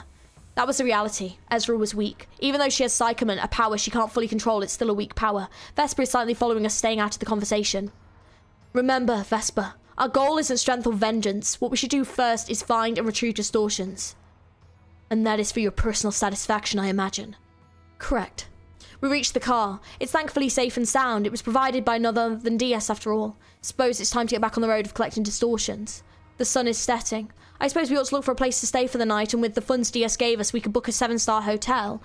However, whether a proper hotel is still up and running in the nest is another question entirely. Either one of you have a place you want to stay at? Ezra, give me a map of L Corp's nest. Ezra hands me a wrinkled piece of paper after rummaging through a dimensional bag. It's a basic map that shows major facilities located in the nest, lists restaurants, accommodations, and such. The problem is it's hard to tell where we are in this mist. That is, if we didn't have the prosthetic arm to specify our coordinates. I tapped the arm a few times to display our current location and superimposed it over the map. We're currently quite far from the centre of the nest. Quality amenities and accommodations are far easier near the centre. Hotel Larreley. It's at least there's a 4-star hotel near to us. It looks like it'll take half an hour to get there by car. Even in a nest whose wing has fallen, people still live on and services are provided. Fixers and syndicates still remain as well. People find ways to carry on with their lives, whether hiring fixers or submitting to syndicates. However, might be more dominant than ever in such places. When residents run out of money, the fixers will stop providing protection and leave. The nest will gradually become deserted as people begin to leave as soon as they're ready to. And there's no guarantee that someone who once lived in a nest can migrate to another nest. Each nest issues migration permits differently. For some, the only remaining option at that point would be the back streets. I imagine the luxury of a nest won't let them easily adapt to the back streets. It's not a matter of possibility, though. It's about survival. It might be difficult for us to find a decent area to settle in. On the way to the hotel, we face several small-time syndicates, those attempting to rob us of our cash and vehicle, those trying to intimidate us with their own survival. We treat them like blades or outrun them before continuing on our road. It's a bit of drive. I gnawed on my pipe as we went along. Here we are, Hotel Larreley. Wonder if it's in business. We'll find out once we get in, Junior. After exiting our vehicle in the parking lot, we're headed to the main gate of the hotel. Greetings, esteemed guest. My name is Root, the manager of this hotel. Would you like to check in, or are you here to assault us? I'll have you know that our hotel was in a contract with an office employing multiple grade 1 fixers, so I suggest that you want to stay out of trouble. We'd like to check in.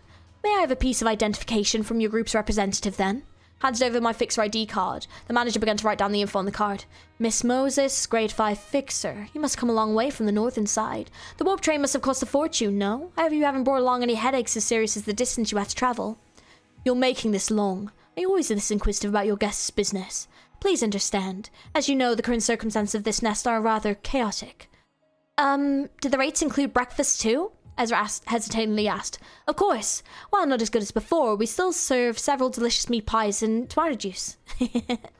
I'd like to request the others provide their IDs, please. We used to check in only the person representing each party, but as I said, recent circumstances have made our procedures more thorough. Ezra and Vespa handed over their fixer IDs as well.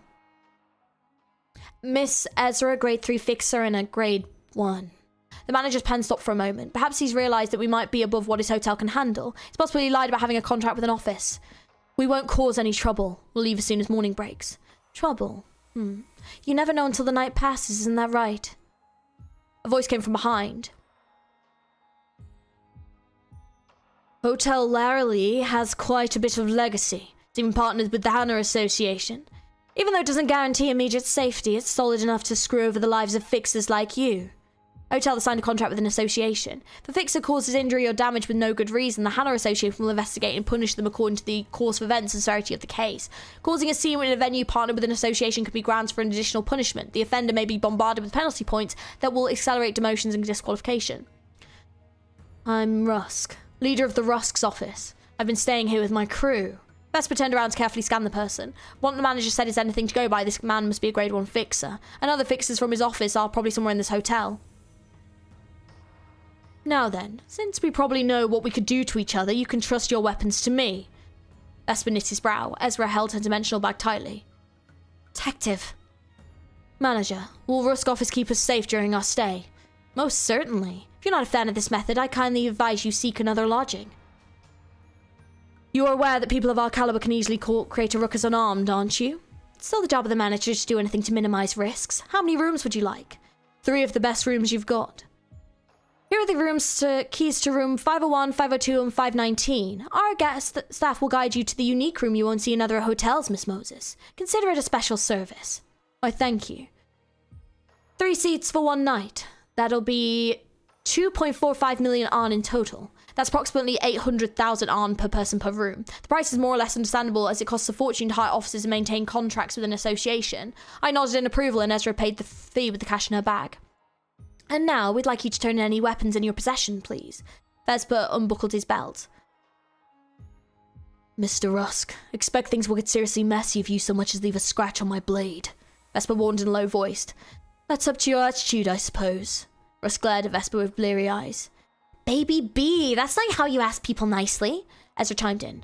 Please take good care of this bag and that pal's weapons. They're super duper precious to us.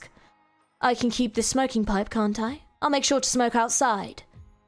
Mr. Rusk, please examine that pipe to ensure there's no capability to kill. Miss Moses, may we trouble you for a second if you don't mind? I passed my pipe to Rusk. That's an expensive-looking pipe. He inspected the smoking pipe from several different angles. I find no problems with it, Mr. Root. The manager nodded. Have a comfortable night's rest, then. We followed the hotel clerk into the elevator. Ezra and Vesper went to their designated rooms. Mine is room 519, located at the end of the corridor. The clerk explained a few things on the way. Breakfast is provided from 6 until 9 in the morning, and are there many guests? There are more guests than you might think. Many guests have checked in to stay here long-term as well. That's fair. This might be a safer option than a common residence in a fallen nest, although the price of a single night stay will be more expensive than the monthly rent of a backstreet dwelling. I guess because... for a hotel that has seen an increase in the number of guests, I don't seem very populated. I haven't seen anyone here other than us. It's probably because it's late evening. Anyway, here we are, room 519. It's one of the proudest rooms Hotel Laramie has to offer. The hotel opened the door for me and I slowly walked into the room. As soon as my entrance was made, I'm struck by the stench of thick blood. Oh, hell. Oi! I quickly turned my head to see the door slam shut in my face. Enjoy your night, milady. A creepy voice came from the other side of the door. That social call does not bode me a good evening. I bit into my pipe to ready myself, looking into the room. Oh god, what the fuck? Oh god, what the fuck? Oh god. Oh god, oh, okay. Okay. Around 20 people are facing the wall. Blood vessels extend from the back of their necks and converge into one spot. An old woman sits on a leather sofa at the centre of the room connected to those 20 veins. A distortion, it's a blood fiend. Okay. I bid you welcome, Moses. I'm Larley, owner of this hotel. Perhaps it's no coincidence that you've arrived here in front of me. Damn it, Han Hee-jun, there's a blood fiend in the hotel we randomly picked on the map. He's got to have this plan from the beginning, calculating our route, unless this was really just an unfortunate turn of events. I still can't help but be sceptical of him, considering his track record. Creatures of the night, vampires, blood fiend, a stereotyped form of distortion similar to merfolk, an incarnation of hunger based on psychological thirst. Varied stories of blood fiends would be told, ranging from urban legends to stars of the city, and reminded of the once infamous blood red knight.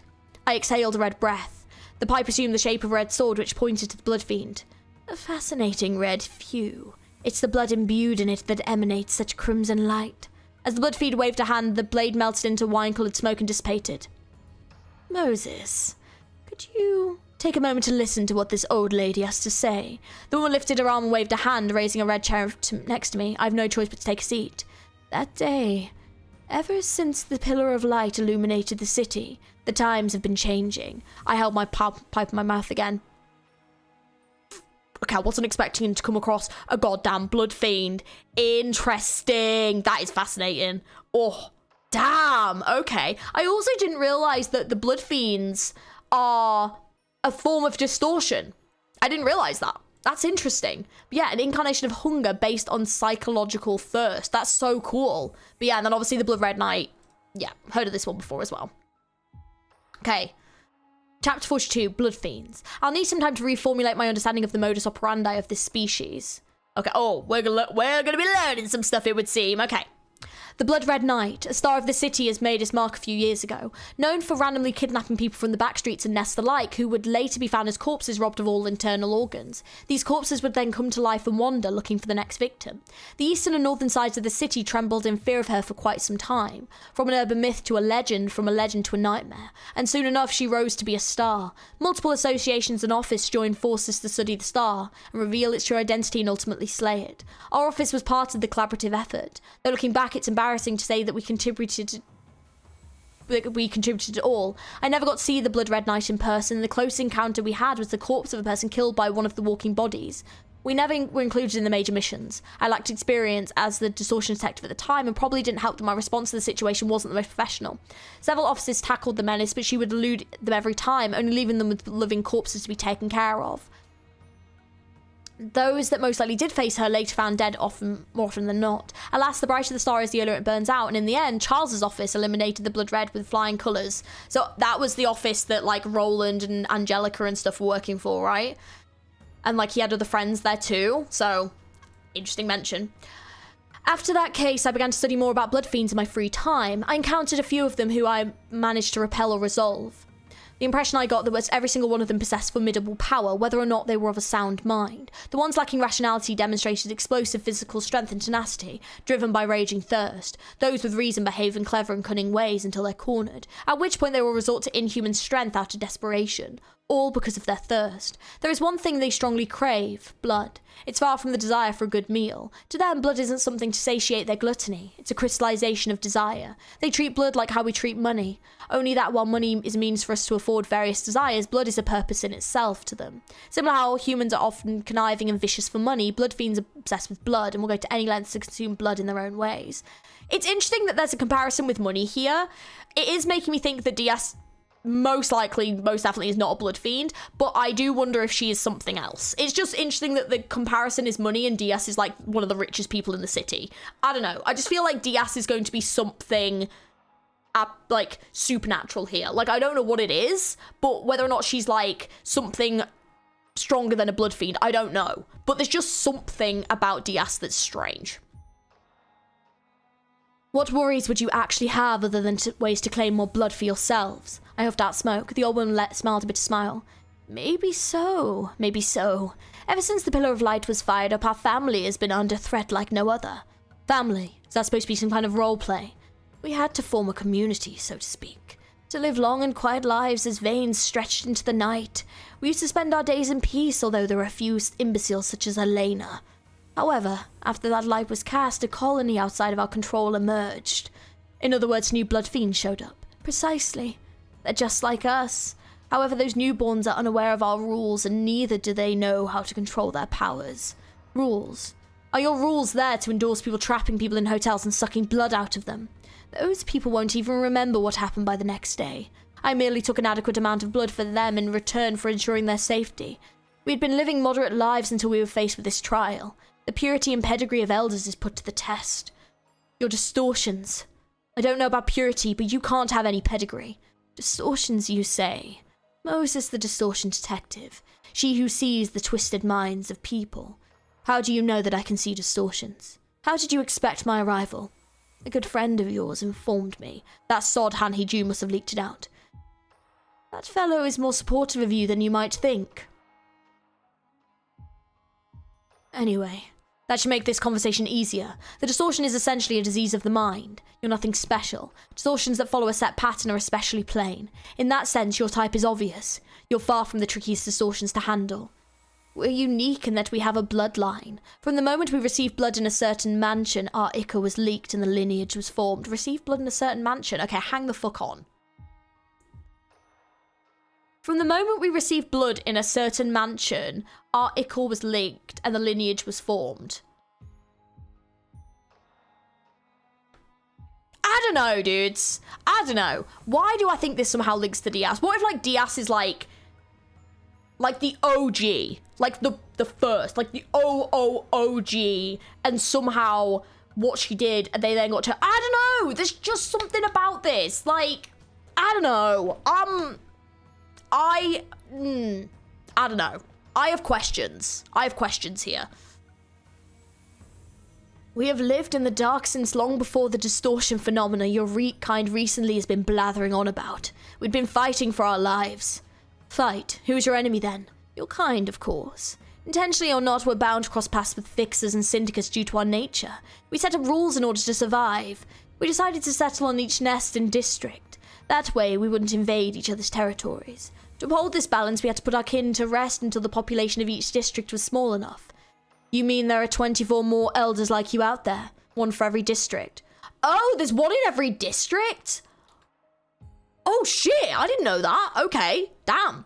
Yes, and now my position as one being threatened. The newborns are jeopardizing the balance. Interesting. Oh, okay. Oh, okay, that's really interesting. Seems to me that your balance was all that firm, even if before it couldn't stop the Blood Red Knight from showing up. The Blood Red Knight.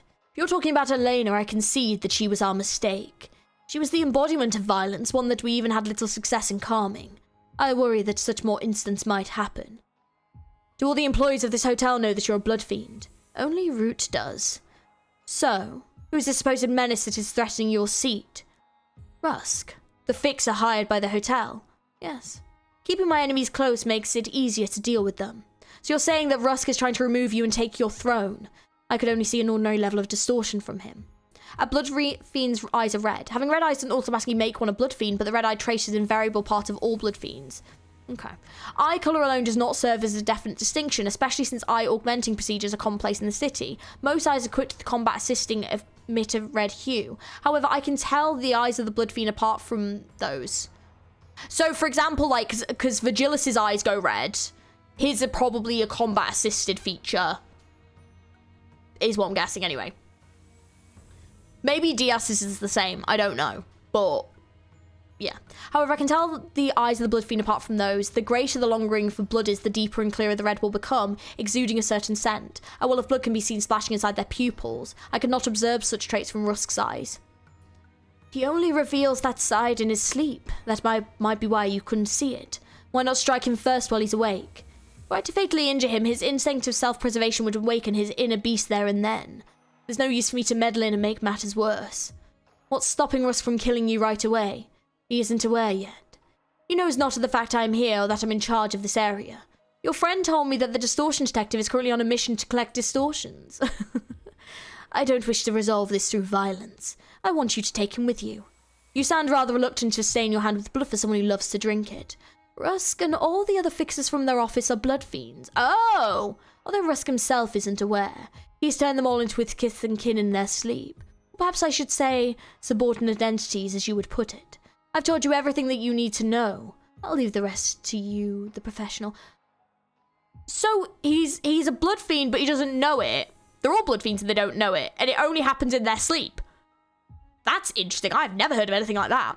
The old woman waved a hand. I was then sucked out of the room and ejected into the corridor. If what Lorelei said is true, then the organisation capabilities of blood fiends must far exceed my imagination. I'll need some time to reformulate my understanding of the modus operandi of the series. Species, I've just seen something. I shook off the dust on my body and stood up. At least the direction of this matter is in my hands. I can choose to neutralise Rusk, or I can subdue Lorelei instead, the ladies of this hotel. No! No, that's the end! What the fuck? Rip Distortion Detective? Oh, it's like getting a little Elena backstory. That is actually interesting. I didn't know that they had a blood fiend in charge of every single section. So, Distortion Detective was discontinued because Project Moon wanted to make the rest of the story into a game. In the future, probably after the end of Limbus Company, we will have a Distortion Detective game. Oh, no, that's so disappointing. I really, really wish they'd left it off in, like, they left it a bit open-ended, because then they could have, like, made a game from, like, the beginning of this and then continued the story on afterwards. I really, really, really wish they'd left it somewhere that, like, even if they'd ended it at the end of the stuff with Edgar, and then it was just them continuing on driving, I would have preferred that instead of them giving us this mystery and these questions about blood fiends and then just fucking leaving it. Oh, I'm so upset. No, this was so fucking good. Oh no, that's made me really sad. Oh, god damn it. Oh no, I'm really glad we got to see them in Canto 9 though. Now I want to know more, but I think they are going to be in the next Intervallo because they are in the picture. So how are they in the next Intervallo? I don't know, but I'm really excited to find out because yeah, I feel like we need to know more. I want to know, like, did Yuria get her body back? Like, Yuria is never mentioned again from this point. She is mentioned in the Intervallo, I believe, by Ezra, so clearly she must be able to get her body back at some point. But then, like, what happened to them after this? Like, Vesper obviously goes on to become a color fixer. Like, how? Like, what happens? How many years is this between this and then what happens in Limbus Company? Like, obviously Limbus Company is not established at this point. You know, these guys are collecting distortions. But yeah, like, what happens next? Like, Diaz's plan to become the head. That is crazy. That is freaking crazy. The fact that Moses was the head of the UJAT. That's so interesting.